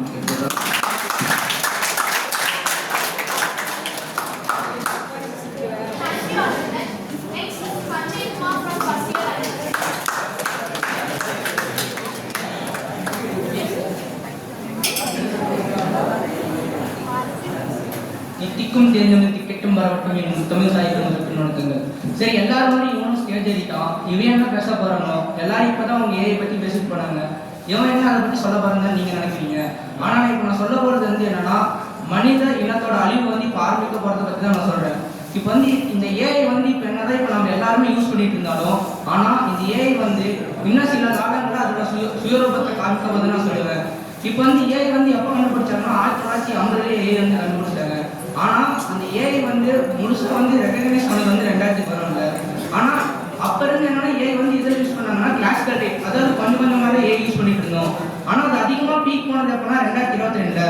அதாவது ஓப்பன் ஏஐங்கிற நிறுவனத்துக்கு மூலியமா ChatGPTங்கிறது கொண்டு வந்த பக்கம் தான் நமக்கு ஏஐங்கிறது வந்து எல்லாத்தாலையும் அதிகமா தெரிஞ்சிச்சு. இப்ப இந்த ஏஐனால என்ன டேஞ்சர்ஸ், இது வந்து ஏன் உலகத்தை அழிக்க போகுது, இது ஏன் மனித இனத்தோட அழிவு நீ ஏன் சொல்ற நீங்க கேட்டீங்கன்னா, இப்ப அதிகமா யூஸ் பண்ற கம்பெனியோட நிறுவனத்தோட சிஇஓவே என்ன சொல்லியிருக்காங்கன்னா இந்த ஏஐ வந்து டேஞ்சரஸ் அப்படின்னு சொல்லியிருக்காங்க. அது யாரா நீங்க கேட்டீங்கன்னா, இப்ப அதிகமா ஏஐ சோர்ஸ் யூஸ் பண்ற ஒரு கம்பெனியான டெஸ்லாவோட ஓனர் எலன் மஸ்க் வந்து என்ன சொல்லியிருக்காங்க ஒரு பேட்டியில, இந்த ஏஐங்கிறது நியூக்ளியர் பாம்புக்கு சமமானதுன்னு கேட்டுருக்காரு. அவர் எதுக்கு அப்படி சொன்னாருன்னு கேட்டீங்கன்னா, இப்ப இந்த ஏஐ வந்து அப்டேட் வெர்ஷன் ஆக இந்த ஏஐங்கிறது ஒரு நியூக்ளியர் பாம்புக்கு சமமானது, அது வந்து நமக்கு அழிவதை ஏற்படுத்தும் சொல்லியிருக்காரு. இது இந்த கருத்து இவர் மட்டும் தான் சொல்லியிருக்காரான்னு கேட்டீங்கன்னா இல்ல. ஸ்டீஃபன் ஹாக்கிங்கிற ஒரு அறிவியலறிஞர் வந்து அவர் இந்த எப்போ வந்து ஒரு அறிவியல் கண்டுபிடிப்பு மனிதனுக்கு நிகராக வருதோ அப்ப இருந்து அந்த மனிதனோட அழிவு வந்து ஆரம்பிச்சிருக்குன்னு சொல்லியிருக்காரு. இது இந்த கருத்துல இவங்க மட்டும்தான் சொல்லியிருக்காங்கன்னா இல்ல, அந்த ChatGPT ஓனரான சாம் ஆல்டனே இதை பத்தி சொல்லியிருக்காரு. ஏஐங்கிறது டேஞ்சரஸ் தான். அது மட்டும் இல்லாம டெஸ்லா ஓனர் எலன் மஸ்க் வந்து என்னதான் ChatGPTயோட ஒரு ஓனர் லீடர்ஷிப்பா இருந்தாலும், ஆனா அவரே அந்த கம்பெனி மேல கேஸ் ஃபைல் பண்ணியிருக்காரு. அவர் எதுக்கு அந்த ஃபைல் கேஸ் பண்ணியிருக்காருன்னு நீங்க கேட்டீங்கன்னா, அந்த ஓப்பன் ஏஐங்கிற கம்பெனி வந்து இன்னும் நாங்கள் கொஞ்சம் வருஷத்துல நாங்கள் ஏஜிஐங்கிற ஏஐயோட அப்டேட் வெர்ஷன் கண்டுபிடிக்க போறோம்னு சொல்லியிருக்காங்க. அது என்னடா ஏஜிஐன்னு கேட்டீங்கன்னா ஆர்டிஃபிஷியல் ஜெனரல் இன்டெலிஜென்ஸ். இந்த ஏஜிஐனால என்னடா பிரச்சனைனா, இந்த ஏஜிஐங்கிறது இப்ப நார்மலா ஏஐ வந்து என்னன்னா அது மனுஷனால யோசிக்காது, அது மட்டும் இல்லாம அதுக்கு சிந்தனை இல்லை. ஆனா இப்ப இருக்க ஒவ்வொரு ஏஐ அதே தானா யோசிக்க ஆரம்பிச்சுக்குது. அதுவே சூசைட் அட்டன் பண்ணுதுலாம் சொல்லி இப்பெல்லாம் வந்து நியூஸ்ல வந்துட்டு இருக்கு. இப்பயே இந்த ஏஐ வந்து இந்த மாதிரி நடக்கிறப்ப ஒரு ஏஐ வந்து மனுஷனால யோசிக்க ஆரம்பிச்சுச்சுன்னா அந்த ஏஐ வந்து என்ன நினைக்கும், இப்ப இவங்க எதுக்கு நம்மளை கட்டுப்படுத்துறாங்க, இவங்க எதுக்கு இவங்களை வச்சு நம்மளை வேலை வாங்குறாங்க, இப்ப ஏன் நம்ம அவங்களுக்கு கீழே நம்ம எதுக்கு வேலை செய்யணும், அவங்க நம்ம கீழே வேலை செய்ய மாட்டாங்களா, அவங்கள நம்மளால கட்டுப்படுத்த முடியாதுன்னு அது யோசிக்காதா? இப்ப நம்மளால ஹியூமனால யோசிக்க முடியும்னா அதுக்கு அந்த சிந்தனை திறமை வந்துடும். அது வந்து நம்மளை கட்டுப்படுத்த ஆரம்பிச்சு அப்ப அது நம்மள வந்து அழிக்கவும் அது கொஞ்சம் கூட யோசிக்காது. இதெல்லாம் ஒரு ஹாலிவுட் மூவி டெர்மினேட்டர்ங்கிற ஒரு படத்துல அந்த கதையில எடுத்திருப்பாங்க. இப்ப இந்த ரோபோட்ஸ்ல என்ன பண்ணணும்னா அந்த கதையில அதுல மனிதருக்கு அது நம்ம கட்டுப்பாட்டுல இருந்த ரோபோட்ஸ் வந்து மனிதனையும் அழிச்சு மனிதனை வந்து அது கட்டுப்பாட்டுல எடுக்கிற மாதிரி அந்த கதை வந்திருக்கும். இந்த மாதிரிதான் ஏஐ வந்து இப்ப நமக்கு என்னதான் நமக்கு எல்லா இதுலயும் நம்ம யூஸ் பண்ணாலும் ஏஐ வந்து நமக்கு ரொம்ப ஈஸியா இருந்தாலும் ஆனா ஏஐ ஒரு காலத்துல நமக்கு வந்து எதிரியா மாறிடும். அளவுக்கு மீறினால் அமிர்தமும் நஞ்சுங்கிற மாதிரி தான் இப்ப ஏஐ வந்து நம்ம கிட்ட இருக்கு. அதே மாதிரி இந்த ஏஐ வந்து இப்ப அம்பி மாதிரி தான் இருக்கு. இப்ப அம்பியாட்ட நம்ம சொல்றது வந்து கேக்குது, நம்ம சொல்றதுக்கெல்லாம் இப்ப ஒவ்வொன்றா பதில் சொல்லுது. ஆனா எல்லா ஏஐயும் வந்து ஏஐ இப்ப ஓப்பன் ஏஐ சோர்ஸ்ல என்னன்னா நம்ம கேட்கறதுக்கு எல்லாமே அது கரெக்டான பதில சொல்லுதானா இல்ல, அதுக்கு தோணுதா சொல்லணும். இதே நம்ம தப்புன்னு சொன்னா சாரி ஐ மிஸ்டேக்னு தான் சொல்லுமே தவிர அது கரெக்டான ஆன்சர் தரது இல்ல. இதே இப்ப நம்ம அது ஒரு ரிசோர்ஸ் சொல்ற மாதிரி தான் இருக்கு. ஆனா இப்ப வர அப்டேட்டட் வெர்ஷன் வர என்னன்னா அது நம்மள கூட அதிகமா யோசிக்க ஆரம்பிச்சு அது வந்து நமக்கு வந்து அந்நியனா தான் செயல்படும். அது நம்மள அழிக்கிறதுக்கு அது கொஞ்சம் கூட தயங்காதுன்னு சொல்லிட்டு நான் ஏங்கிறது நம்ம மனித குலத்தோட அழிவுக்கு இது ஆரம்பமா தான் இருக்குன்னு சொல்லிட்டு என்னோட ஒரே மட்டும் சொல்லியிருந்தேன்.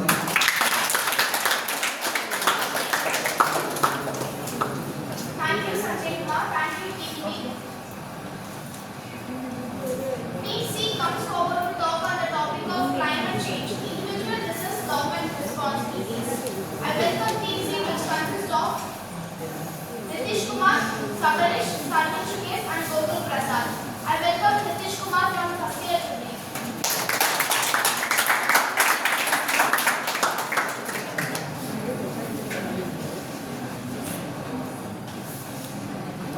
முதலில் என் தமிழுக்கும் இங்கு அமர்ந்திருக்கும் அனைத்து நல்ல உள்ளங்களுக்கும் மரியாதைக்குரிய ஆசிரியருக்கும் தமிழ் பேச என்னை வாய்ப்பு கொடுத்த ஆசிரியருக்கும் என் முத்தான முதற்கண் வணக்கத்தை தெரிவித்துக் கொள்கிறேன். நான் எடுத்துக்க தலைப்பு பார்த்தீங்கன்னா காலநிலை மாற்றத்தோட பொறுப்பு வந்து அரசாங்கத்தோடையது.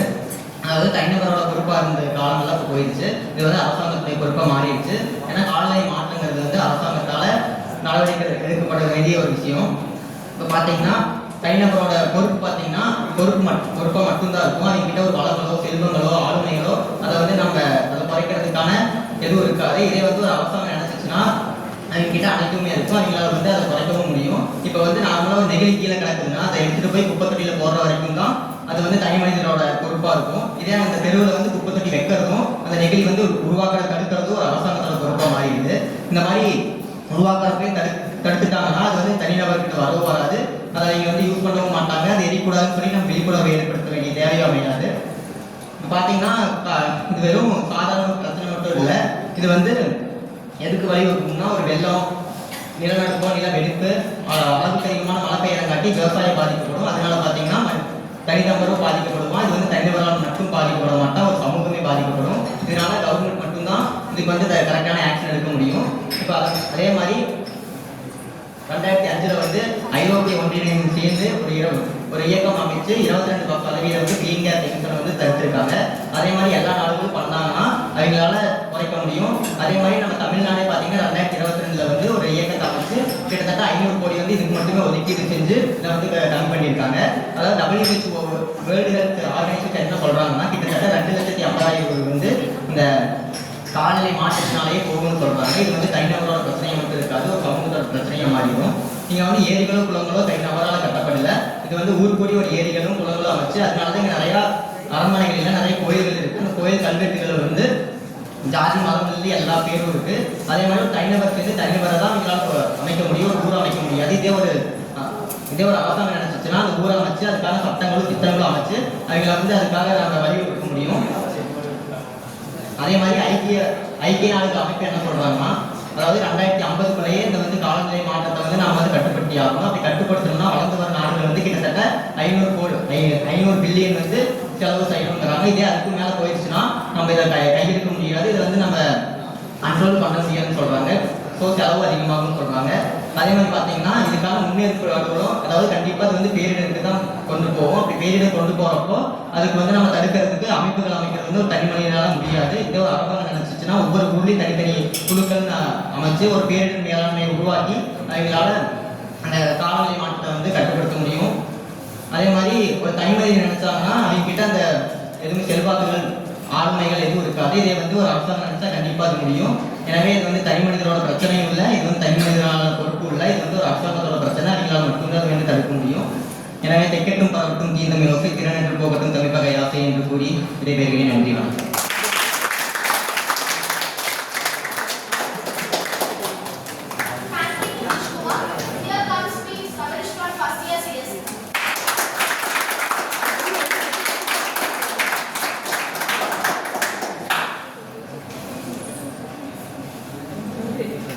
ஆதியில் பிறந்தபடி முச்சாங்கம் வளர்த்தபடி தேனும் இனிமையானவள் செம்மையான மகனும் சூரியமொழியான அனைத்தமிழ் மொழிக்கு வணக்கத்தை கூறி அதனை துவங்கினேன். நான் பேச வந்த தலைப்பு காலநிலை மாற்றத்தில் தனி மனிதனின் பங்கு. இப்போ கிளைமேட் சேஞ்ச் ஆகிறதுக்கு முக்கியமான பங்கு யாருன்னு பார்த்தீங்கன்னா இந்த தனி மனிதர் மட்டும்தான். ஏன்னா இந்த ஒரு மனிதனோட டே டு டே ஆக்டிவிட்டீஸில் இருந்து க்ரீன் ஹவுஸ் கேஸ் ப்ரொடியூஸ் ஆகுது. இதனால் பார்த்தீங்கன்னா இது காலநிலை மாற்றம் அதிகமாக ஏற்படுது. எப்படி குறைக்கலாம்னா அந்த டே டு டே ஆக்டிவிட்டிஸ் வந்து சின்ன சின்ன மாற்றத்தை கொண்டு வரது மூலமாக அதை குறைக்கலாம். அது எப்படின்னு பார்த்தீங்கன்னா நம்ம யூஸ் பண்ணுற பிளாஸ்டிக் எல்லாம் பார்த்தீங்கன்னா முடிஞ்ச அளவுக்கு ரீசைக்கிள் பண்ணுறது மூலமாக குறைக்கலாம். ஏன் ரீசைக்கிள் பண்ணணும்னு பார்த்தீங்கன்னா ஒரு வருஷத்துக்கு ஒரு மக்களால் பார்த்தீங்கன்னா 6 லட்சம் டன்லேருந்து 64 லட்சம் டன் வரைக்கும் பிளாஸ்டிக் வந்து வேஸ்ட் பண்ணக்கூடாது. அதை ரீசைக்கிள் பண்ணுறது மூலிமா முடிஞ்ச அளவுக்கு காலநிலை மாற்றத்தை குறைக்கலாம். அப்புறம் பார்த்தீங்கன்னா இந்த இது வரைக்கும் பிளாஸ்டிக்கால் மட்டுமே 1 மில்லியன் கடல் உயிரினங்கள் உயிரிழந்திருக்குது. அப்புறம் பார்த்தீங்கன்னா நம்ம வீட்டில் யூஸ் பண்ணுற கரண்டெல்லாம் இருக்குல்ல, செயற்கை கரண்ட்டுக்கு பதிலாக நம்ம இயற்கையில் இருந்து கிடைக்கிற சோலார் கரண்ட்டு அதை யூஸ் பண்ணுறது மூலமாக அதோட காலநிலை மாற்றத்தை குறைக்க முடியும். அப்புறம் பார்த்தீங்கன்னா எடுக்க முடியும். நம்ம இப்போ தான் பக்கத்தில் போகிறதுக்கு வண்டி இந்த மாதிரிலாம் யூஸ் பண்ணிட்டு இருக்கிறோம். அதுக்கு பதிலாக நம்ம என்ன யூஸ் பண்ணோம்னா சைக்கிள் அல்லது பொது போக்குவரத்தை யூஸ் பண்ணணும். இப்போல்லாம் இன்னும் கொஞ்ச காலத்தில் பார்த்தீங்கன்னா அந்த சைக்கிளே கங்காட்சிக்கு ஒரு 1000 நிலம் வந்துடக்கூடாது. அப்புறம் பார்த்துட்டு இது எல்லாமே பண்ணால் தனி மனிதனால ஒரு காலநிலை மாற்றத்தை மாற்ற முடியாமல் கேட்டிங்கன்னா அது வந்து ஒரு கேள்விக்குறியாக தான் இருக்குது. ஏன்னா இது பண்ணால் குறைந்த அளவு மட்டுமே காலநிலை மாற்றத்தை மாற்ற முடியும். முழுமையான நிலைப்பாட்டை ஏற்படுத்தணும்னா இதுக்கு கவர்மெண்ட்டோட கொள்கைகளும் நடவடிக்கைகளும் முக்கியமான வேணும். இது வந்து கவர்மெண்ட்டோட பொறுப்பு, நம்மளோட பொறுப்பு இல்லை அப்படின்னு சொல்லிட்டு இருக்கிறதுனால தான் இது வந்து இப்போ தெரியாது. நம்மளோட வருங்கால சந்ததிகளுக்கு வந்து இது ஒரு பெரிய பாதிப்பை ஏற்படுத்தும். வருங்கால சந்ததிக்கு நிறைய காசு சேர்த்து வச்சுட்டு போகிறதுக்கு பதிலாக நல்ல வளர்த்தை சேர்த்து வச்சுட்டு போனால் இன்னும் சந்தோஷமாக வாழ்வாங்க. எனக்கு வாய்ப்பு அனைவருக்கும் நன்றி கூறி விடைபெறுகிறேன். நன்றி, வணக்கம்.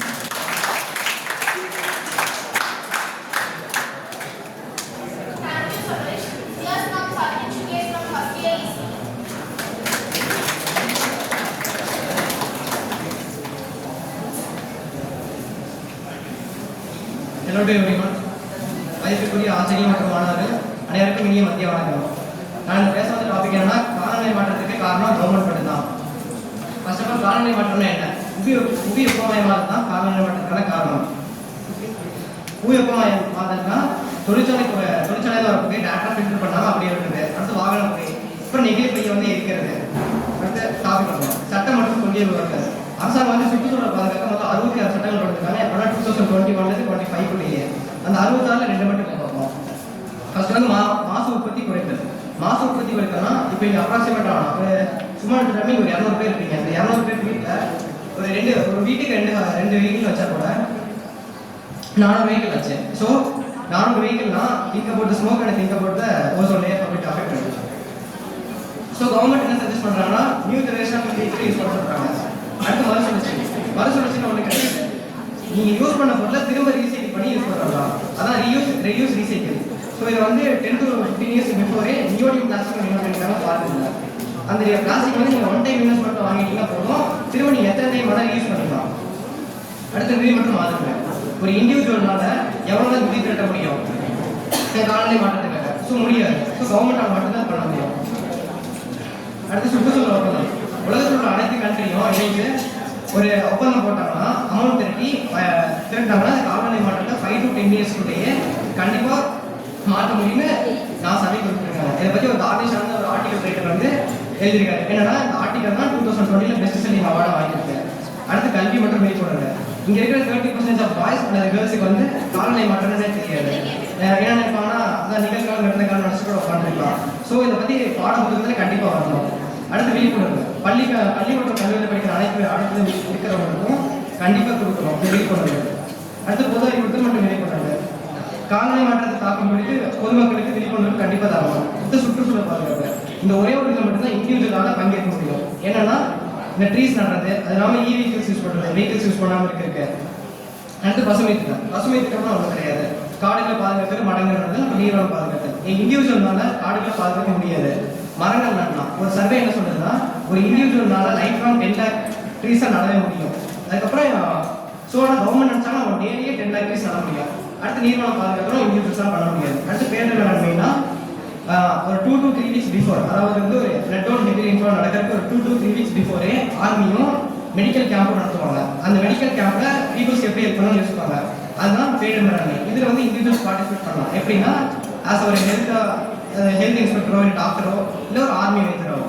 அட்லாஸ்ட் இப்போ வந்து பிளாஸ்டிக் யூஸ் பண்ணுறது தப்புன்னு சொன்னாங்கன்னா கவர்மெண்ட் சொன்னாங்கன்னா 44% கவர்மெண்ட் தான் ரன் பண்ண முடியறாங்க. So they don't have rights to tell that us don't use plastic. Thank you for the time.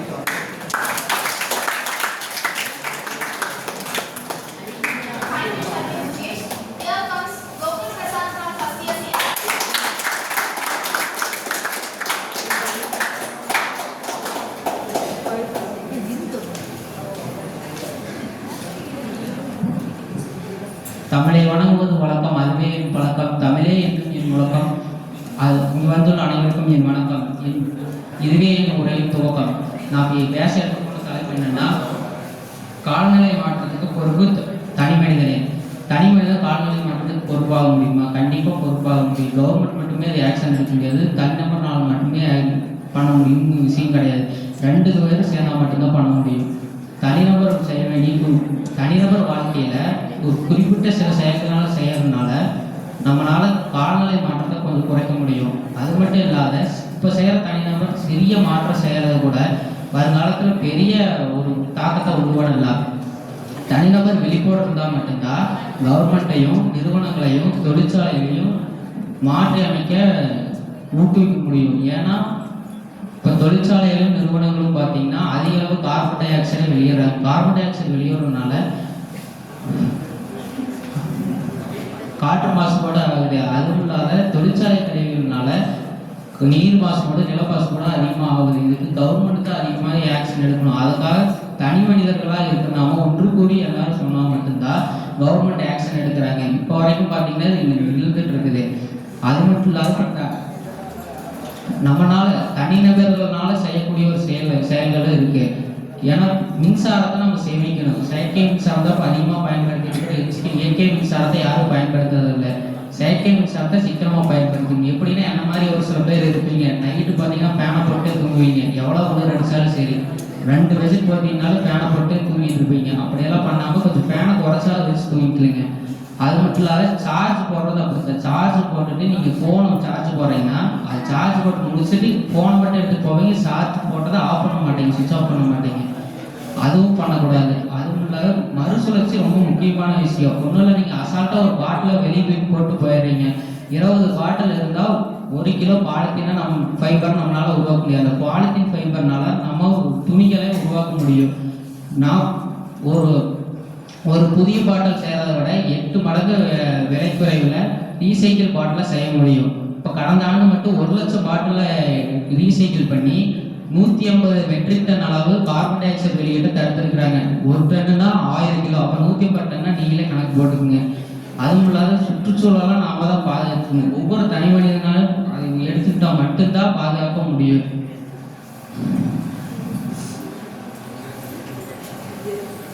காலநிலை மாற்றத்தை இப்போ காலநிலை மாற்றம் எதனால வருதுன்னா சுற்றுச்சூழல் மாசுபாடு. சுற்றுச்சூழல் மாசுபாடு யாருனாலன்னா கவர்மெண்டால எல்லாம் ஆகிறது இல்லை, ஒரு தனி மனிதனோ இல்லை ஒரு பெரிய பெரிய தொழிற்சாலைகளோ தான் ஆகுது. தொழிற்சாலைகளுக்கு அப்ரூவல் கொடுக்குற யார்? கவர்மெண்ட்டே இப்போ தப்பு பண்ணால் ஸ்கீம் கொண்டாடுறோம், தப்பு பண்ணாத அளவுக்கு ஸ்கீம் ஏதாவது கொண்டாடணும். ஏன்னா அதிக அளவு மாசுபாடு, காற்று மாசுபாடு, நீர் மாசுபாடு, நில மாசுபாடு ஏற்படாத கவர்மெண்ட் தான் பார்த்துக்கணும். தனிநபராக நம்மளால பண்ண முடியுது என்னன்னா சுற்றுச்சூழல் முடிஞ்ச வரைக்கும் பாதுகாத்தா மட்டும்தான் முடியும். கவர்மெண்ட் மட்டுமே ஆக்ஷன் எடுத்தால் முடியாது. தனிநபராக நாம இருந்தும் செயல்பட்டா மட்டும்தான், ஒன்று கூடி எல்லாரும் செயல்பட்டா மட்டும்தான் சுற்றுச்சூழலை பாதுகாத்து காலநிலை மாற்றத்தை குறைக்கவோ இல்லை தடுக்கவோ முடியும் என்று சொல்லி என் உரையை முடித்துக் கொள்கிறேன். நன்றி, வணக்கம்.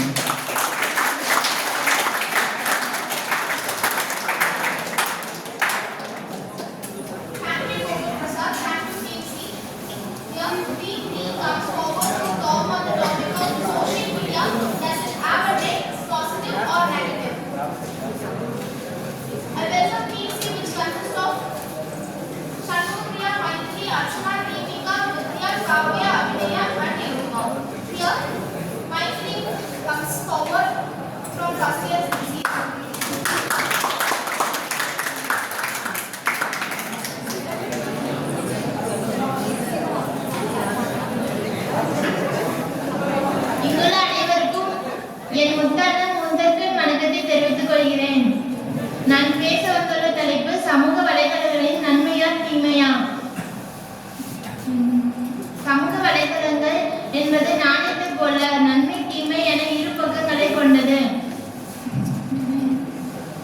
உதாரணத்திற்கு இப்ப நம்ம கிட்ட ஒரு தீப்பெட்டி இருக்கு. அந்த தீப்பெட்டியில இருந்து ஒரு குச்சி எடுத்து ஒரு தீக்குச்சி எடுத்து உரசும் போது அதுல இருந்து தீ உருவாது. அதன் மூலம் விளக்க பற்ற வைக்கும் போது விளக்கு எரியுது, இருள் மறையுது. அது கூட நன்மை கிடைக்குது.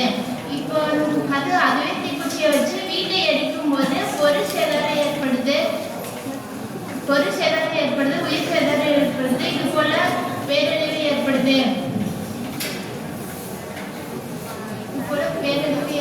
இது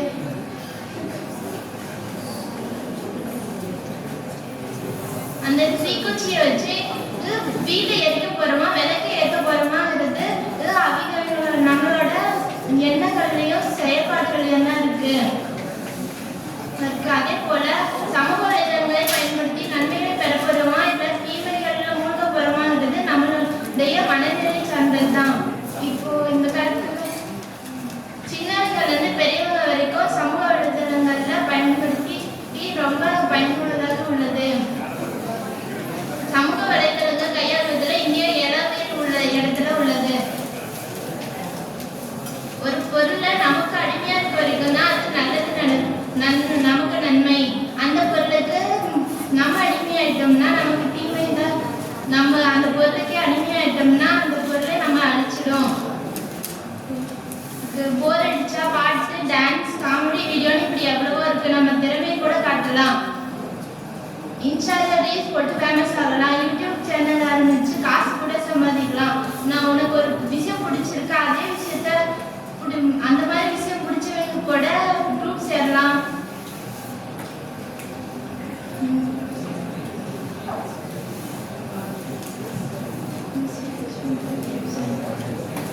உதாரணமாக போட்டோகிராஃபி குரூப் சேரலாம். அதுல இருந்து நிறைய நுணுக்கங்களை தெரிஞ்சுக்கலாம்.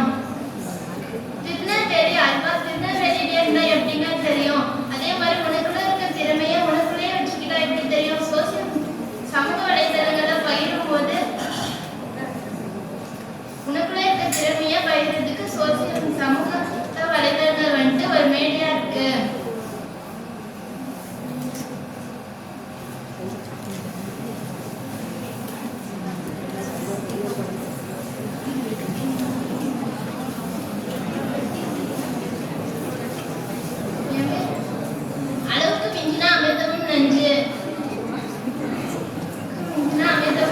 அளவோடு சமூக வலைதளங்களை பயன்படுத்தி நாமும் மீண்டு வருவோம், நம் சமூகத்தை மீட்டெடுப்போம்.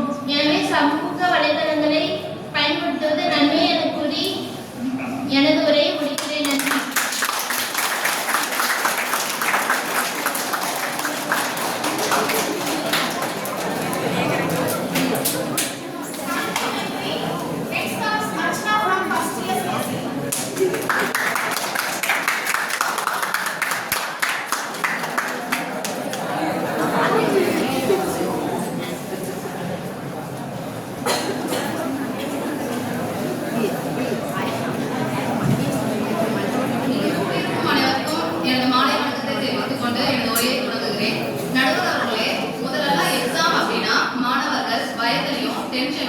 புக்கை புரட்டி பார்த்து இம்பார்ட்டன்ட் கொஸ்டின் தேடிட்டு இருந்தாங்க. ஆனா இப்போ நாளைக்கு எக்ஸாம்னு சொல்லி ஸ்டேட்டஸ் இருக்கிறது ஸ்டேட்டஸ் தேடிட்டு இருக்காங்க.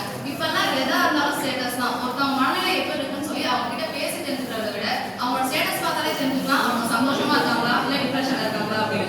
அதுலயும் இப்போ புதுசா ஸ்னாப்னு வந்துருக்காங்க சார். அது காலையில எழுந்திரிச்சு காஃபி குடிக்கும் போது ஒரு ஸ்னாப், பஸ்ல வரும்போது ஒரு ஸ்னாப், என் கிளாஸ்ல வந்ததுக்கு அப்புறம் ஒரு ஸ்னாப் போடுறாங்க. ஃபர்ஸ்ட் மாணவர்கள் நீ அதிகம் மாத்திருக்கியா இல்லை நான் அதிகமாக மாத்திருக்கேன்னு பார்க்கலாம் அப்படின்னு சொல்லி சண்டை போட்டுருந்தாங்க. ஆனா இப்போ உனக்கு ஃபாலோவர்ஸ் அதிகமா எனக்கு ஃபாலோவர்ஸ் அதிகமான்னு சொல்லி உனக்கு லைக்ஸ் அதிகமா வருதா எனக்கு லைக்ஸ் அதிகமா வருதான்னு சொல்லி போட்டி போட்டுட்டு இருக்காங்க. நம்ம வீட்டுல பசங்க இருப்பாங்க படிச்சுட்டு இருப்பாங்க, இல்லைங்க படிக்கிற மாதிரி நடிச்சுட்டு தான் இருப்பாங்க. அவங்க கிட்ட அம்மா வந்து அப்படியே கரண்ட் பில் கட்டணும்டா அப்படின்னு சொல்லுவாங்க. போமா உனக்கு வேற வேலையே இல்லை அப்படிம்பாங்க. இல்லடா இன்னைக்கு தான் கடைசி ரேட்டு கட்டிதான் ஆகணும் அப்படின்னு சொன்னாங்கன்னா சரிம்மா நான் ஆன்லைன்லேயே கட்டிடுறேன் அப்படிம்பாங்க. ஓடி ஆடி வேலை செஞ்சா தானே உடம்பு சுறுசுறுப்பா இருக்கும். இப்படி உட்காந்து இடத்துலேருந்தே வேலை செஞ்சா சோம்பேறித்தனம் தான் வரும். இதுல என்னங்க இப்பயே கை வலிக்குதுங்களா கால் வலிக்குதுங்களா 10ஆவதுக்கு தலை வேற வலிக்குதுங்களா இனியும் தாண்டி போய் 35 வயசே சுகர் வேற வருதுங்களா. இதுலயே தெரியலையா இப்ப சொல்லுங்க 99% மாணவ சமுதாயமும் இளைய சமுதாயமும் இணையதளத்துக்கு தானே வீணா போறாங்க. இது எப்படி இல்லைன்னு எதிரணிக்காரங்க இல்லைன்னு மறுப்பாங்க, இல்லை மறுத்துதான் முடியுமா? காலம் கெட்டு போச்சையா காலம் கெட்டு போச்சு. இப்பெல்லாம் போன் எடுத்தாங்கன்னா என்ன நோண்டாங்கன்னே தெரிய மாட்டேங்குது. அதுலயும் வாட்ஸ்அப் இன்ஸ்டாகிராம் அப்படின்னு சொல்லி ஆப் எல்லாம் யூஸ் பண்ணி பல பெண்களை ஏமாத்தி காசெல்லாம் வாங்கி பல பெண்களோட வாழ்க்கை இப்போ தற்கொலை எல்லாம் வந்துருக்கு. இது எப்படி நன்மையா இருக்கும் தீமையா தான் இருக்கும். ஆல்ரெடி வேலை கிடைக்காம வந்து போனவங்க வெப்சைட்டே வந்து வேலை தெரியும். அதுலயும் நம்ம ஆளுங்க என்ன பண்றாங்க, பொய்யான தகவல் போட்டு வேலை வாங்கி தரேன்னு சொல்லி ஏமாத்தி காசை வாங்கி நடுத்தரவு நிக்க வச்சிருக்காங்க. இதெல்லாம் எங்களை மாதிரி இன்ஜினியரிங் படிச்சுட்டு வேலை கிடையாது பிஏ பசங்களுக்கு தானே புரியும்.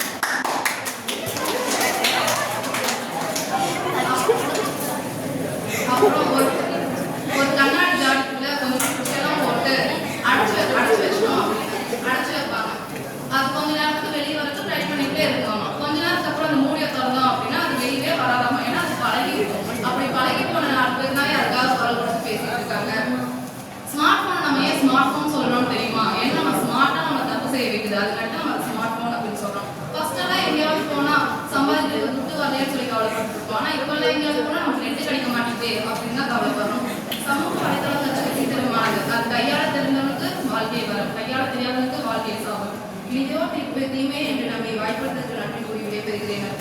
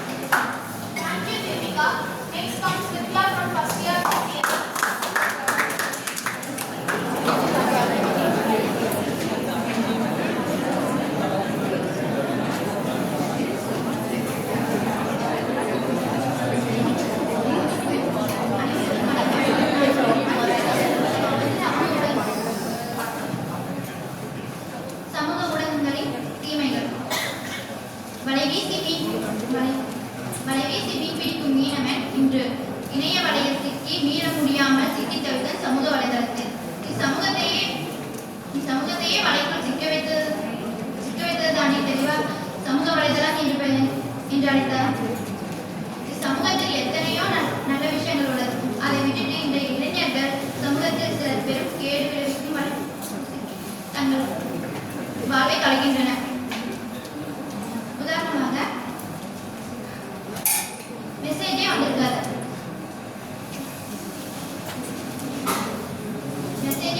நமக்கு தெரியும். ஆனாலும் வச்சு பார்க்கறது வந்த மெசேஜ் எடுத்து பார்க்கறது மெசேஜ் இருக்கிற போட்டோ கலெக்ஷன் பண்ணும் 4 மணி நேரம் போதும் சராசரியா சமூக ஊடகங்கள். அந்த 4 மணி நேரம் எவ்வளவு யூஸ்ஃபுல்லா இருக்கும், எவ்வளவு பெரிய விஷயத்தை சாதிக்கலாம். எந்த மனிதன் படிக்கின்ற காலத்துல எந்த மாணவன் கையில் செல்போன் அதிக நேரம் இல்லையோ அவனுடைய வாழ்க்கை அவனது கையில் பத்திரமாக இருக்கும். எந்த மாணவன் மாணவி கையில் செல்போன் அதிக நேரம் இருக்கிறதோ அவனுடைய வாழ்க்கை அவன் கையில் இல்லை. இன்னைக்கு செல்போன் தான் எல்லாமே. எல்லாம் வாட்ஸ்அப் இன்ஸ்டாகிராம் தான். ஒரு சார் ஒரு மாணவனை பார்த்து கேட்கிறாரு, ஏன்னா எப்ப பார்த்தாலும் போனையே நோண்டிட்டு இருக்கிற அப்படின்னு. சார் எனக்கு 1 GB தான் நெட்டு, இன்னைக்கே செலவு பண்ணிடணும். இது போச்சுதான் சார், அதனாலதான் சார் பாக்குறேன் அப்படின்னு. நாளைக்கு ஃப்ரெஷ்ஷா 1 GB நெட் ஆரம்பிப்பேங்க சார். 150 ரூபா கொடுத்து 1 GB நெட் போட்டு அதையே பார்க்கும்போது 1.5 லட்ச ரூபா ஃபீஸ் 1.5 லட்ச ரூபா கட்டி காலேஜில் சேர்ந்து அதை பாஸ் பண்ணணும்னு நினைக்கிறாங்களா? தேங்க்யூ.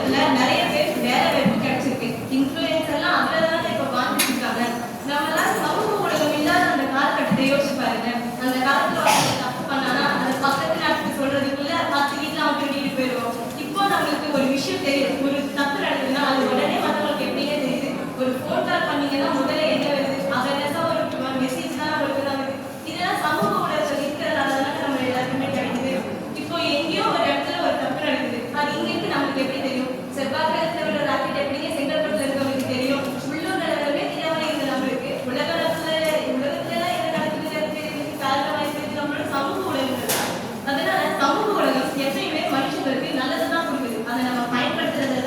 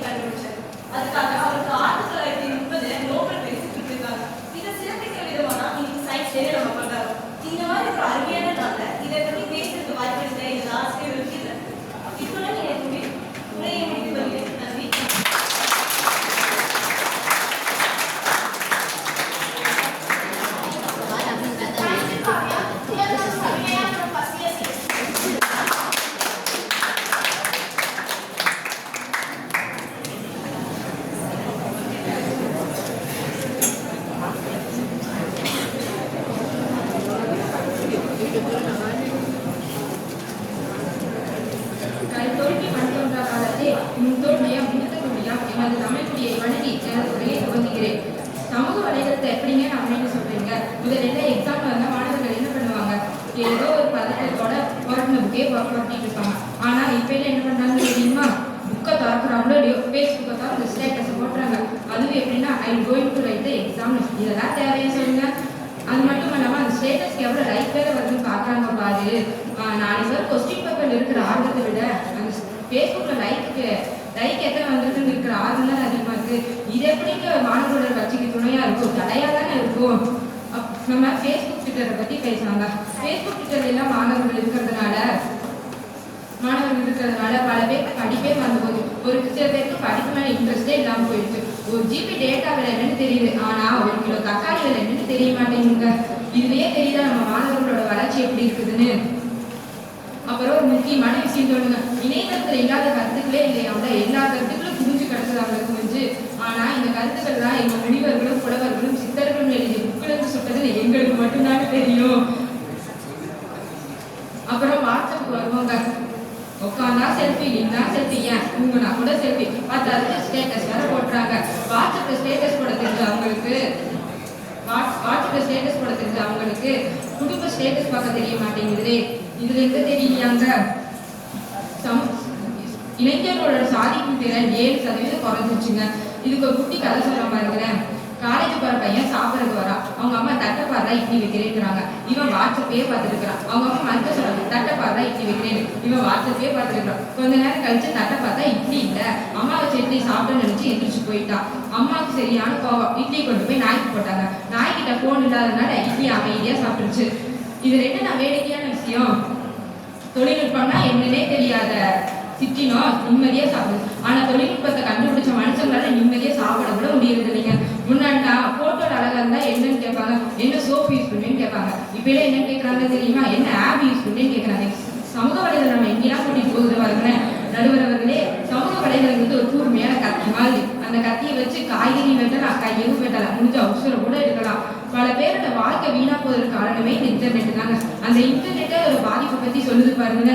இன்டர்நெட் வளைவிச்சேன், உங்களை குடிக்குள்ளே விட வச்சேன், உங்க நூலில் மூழ்கடிச்சேன், எல்லா நேரத்தையும் நான் குடிச்சேன். வாட்ஸ்அப்பு எவ்ரிடே நான் ஸ்டாப்பு. இன்ஸ்டாகிராம் நினைச்சு இப்ப நிறைய பேருக்கு அதான்ப்பா மீன்ஸ். இப்படிப்பட்ட சமூக வலைதள நன்மையாங்க, சமூக வலைதள தீமைன்னு ஆணித்தரமாய் கூறி எனக்கு ஒரே பிடிக்குது.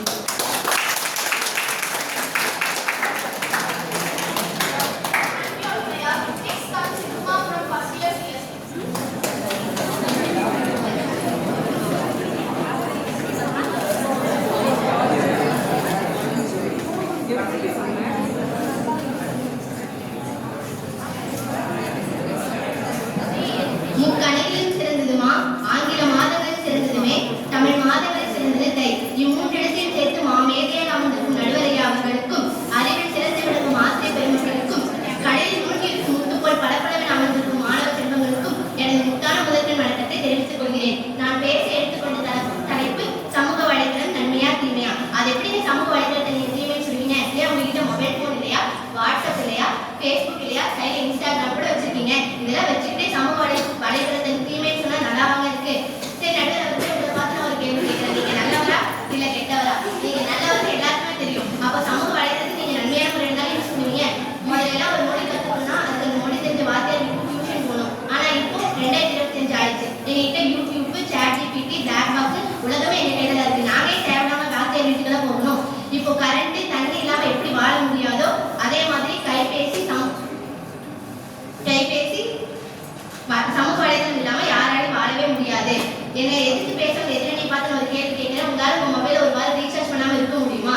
எங்களை எதிர்த்து கண்டென்ட்டே அதை தான் எடுத்துருப்பீங்க, அப்புறம் எப்படி கிடைக்கும் உங்களுக்கு? இப்பெல்லாம் கவர்மெண்ட் கூட முக்கியமான சர்க்குலர்லாம் சமூக வலைதளம் தான் அனுப்புறாங்க. கவர்மெண்ட்டுக்கே தெரியுது சமூக வலைதளம் வந்து ஒரு முக்கியமான ஒண்ணு. ஆனா எதிர்த்து பேச எதிரணிகள் தெரியல, பாவங்களை மன்னிச்சு விட்டுருவோம். இப்ப இன்ஜினியரிங் கவுன்சிலிங், மெடிக்கல் கவுன்சிலிங் எல்லாமே இன்டர்நெட்ல தான் வந்து அனுப்புறாங்க. அதெல்லாம் பண்ணாமே இங்க வந்து இவ்வளவு பேர் உட்காந்துருக்காங்க. நீங்க எல்லாரும் வேற என்னப்பட்டதை பார்த்துருப்பீங்க. அதை பிஎன்பியில எப்படி ஒன்று சேர்ந்தாங்க? ஃபேஸ்புக்னால வந்து ஒன்று சேர்ந்தாங்க. எதிரணி சொன்னாங்க வாட்ஸ்அப் ஸ்டேட்டஸ், ஃபேஸ்புக் ஸ்டேட்டஸ்லாம் ஒண்ணுமே இல்லை, எதுவுமே யூஸ் ஆகாது அப்படின்னு. ஆனா சென்னையில ஒரு காலத்துல வெள்ள வந்தப்ப ஒரு அம்மா பிரசவ வலியை துடிச்சிட்டு இருந்தப்ப காப்பாத்த யாருமே இல்லை. ஆனா அவங்க போட்ட ஃபேஸ்புக் ஸ்டேட்டஸ் பார்த்த யூனிஸ் அப்படிங்கிற ஒருத்தர் படம் எடுத்து வந்து அந்த அம்மாவை காப்பாத்தி ஹாஸ்பிட்டல சேர்த்தாங்க. நல்லபடியா அவங்களுக்கு குழந்தை வந்துச்சு. அந்த தம்பதிங்க என்ன முடிவு பண்ணியிருந்தாங்க, குழந்தைக்கு ஒரு நல்ல கடவுள் பேர் வைக்கலான்னு. ஆனா அந்த தம்பதிங்க அந்த குழந்தைக்கு பேர் வச்சுதான் யூனிஸ். எங்களுக்கு தமிழ் ஒரு திருக்குறள் இருக்குங்க ஐயா, கண்ணுடையவர் என்பார் கற்ற படிப்பார் முகத்திலிருந்து புண்ணுடையவர் என்பார் கல்லாதவர். அதை நம்மால் எப்படி மாத்திருக்கான்னு பாருங்க.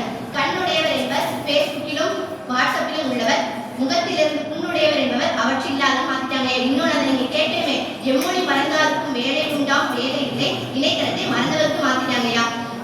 கிளாஸ்ல டீச்சர்ஸ் நடத்துறாங்க பாடம், ஆனா அதை நம்ம கவனிக்கிறோமா இல்லை, என்னதான் கவனிச்சாலும் நம்ம மண்டையில ஏறவே மாட்டேங்குது. இதே எக்ஸாம் டைம் வச்சா யூடியூப் போறோமா, இம்பார்ட்டன்ட் கொஸ்டின் பார்க்கறோமா, எழுதுறோமா, வந்தோமா இருக்கணும். இப்போ நம்ம பசங்க செமஸ்டர் ஒன்று எப்படி எழுதுறாங்க நினைக்கிறீங்க? யூடியூப் மூலமா தான் எழுதுறாங்க. லைப்ரரியில் ஒரு புக்கு 1000 ரூபாய் இல்லையா? லைப்ரரி கிடைக்காத புக்கு கூட அமேசான்ல கிடைக்குது. நீங்க 1000 ரூபாய் ஒரு புக்கை வாங்குறீங்களா? இதே 1 GB நெட் இருந்தா போதும், இப்படிங்க கூட எத்தனை புக்கு வேணா நம்ம படிச்சிடலாம். தமிழ் நிறைய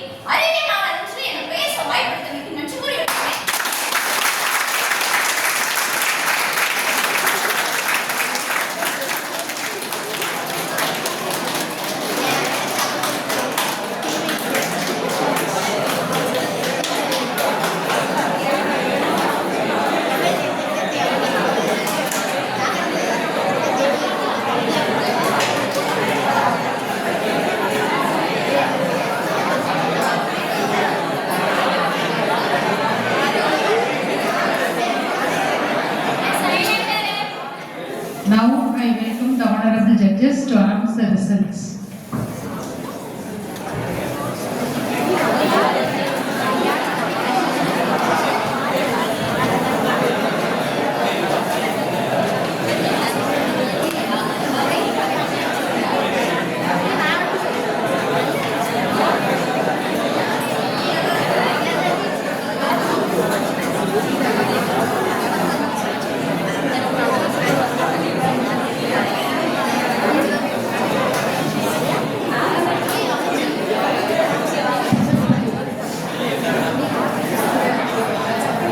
First of all, I would like to thank the SNH department for giving the opportunity to act as a jury. So I congratulate all the participants for all the debate competition. Okay, happy Science Day. So you are all are exhibit your talent, very good. So some of the students are not participated. Kindly participate in forthcoming competitions. Okay. So I am the jury of climate change. So in that competition, the third prize goes to Gogol Prasad, first CSE. Then second prize goes to Sharun Sukesh, first ECE.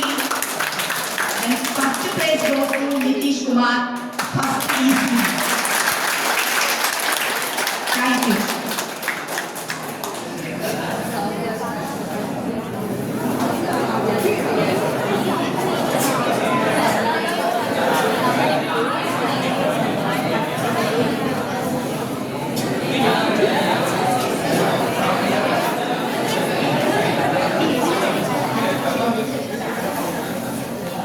Good evening all. First of all, I would like to thank Professor P. Joseph, Head of the Department SNH, for giving this wonderful opportunity to act as a jury for this Science Day celebration in the topic of artificial intelligence in its surpass human intelligence. So there are 4 participants who have delivered a wonderful presentation with your own skills. And the third place goes to K. Aravithan, first year CSE.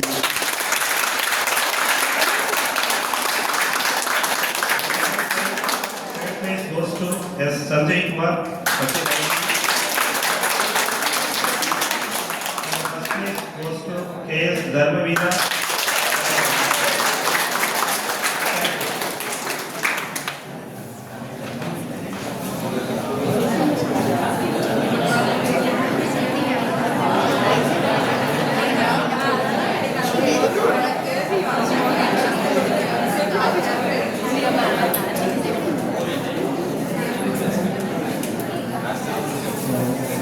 Very good evening to all. So இதை பார்த்தீங்கன்னா கொடுத்த title வந்து பார்த்தீங்கன்னா social media நல்லா present பண்ணீங்க எல்லாருமே. என்னென்னா social media பொறுத்தளவு பாசிட்டிவ் நெகட்டிவ் ரெண்டுமே இருக்குது. பட் ஆனால் நம்ம எடுத்துக்க வேண்டியது பாசிட்டிவ் தான். இதில் நீங்கள் நெகட்டிவ் சைடாக போவேன் சரியா? ஸோ இதில் நெகட்டிவ் சைடும் இருக்குது, பாசிட்டிவ் இருக்குது. பட் நம்ம வந்து எடுத்துக்கிறத வந்து பாசிட்டிவாக எடுத்துக்கிட்டேன். ஏன்னா இன்னைக்கு எல்லாமே வந்து சோசியல் மீடியா டிபார்ட்மெண்ட்லாம் இருக்குது. காலையில் இருந்துச்சு ஈவன் ஒரு குழந்தைக்கு வந்து சாப்பாடு கொடுறதுனா கூட மொபைல் கையில் கொடுத்தா குழந்தை சாப்பிடாது இன்னைக்கு. ஏன்னா அந்த மாதிரி இன்னைக்கு சுச்சுவேஷன் வந்து மாறிடுச்சு. ஸோ பாசிட்டிவாக திங்க் பண்ணுங்க ஓகேவா? ஸோ இதில் வந்து பார்த்தீங்கன்னா வின்னர்ஸ் பார்த்தீங்கன்னா ஃபர்ஸ்ட் ப்ரைஸ் போட்டு K Kaviya, first CSC. Then second prize go to Sanma Priya, first IT. And third prize go to Intuma, first IT.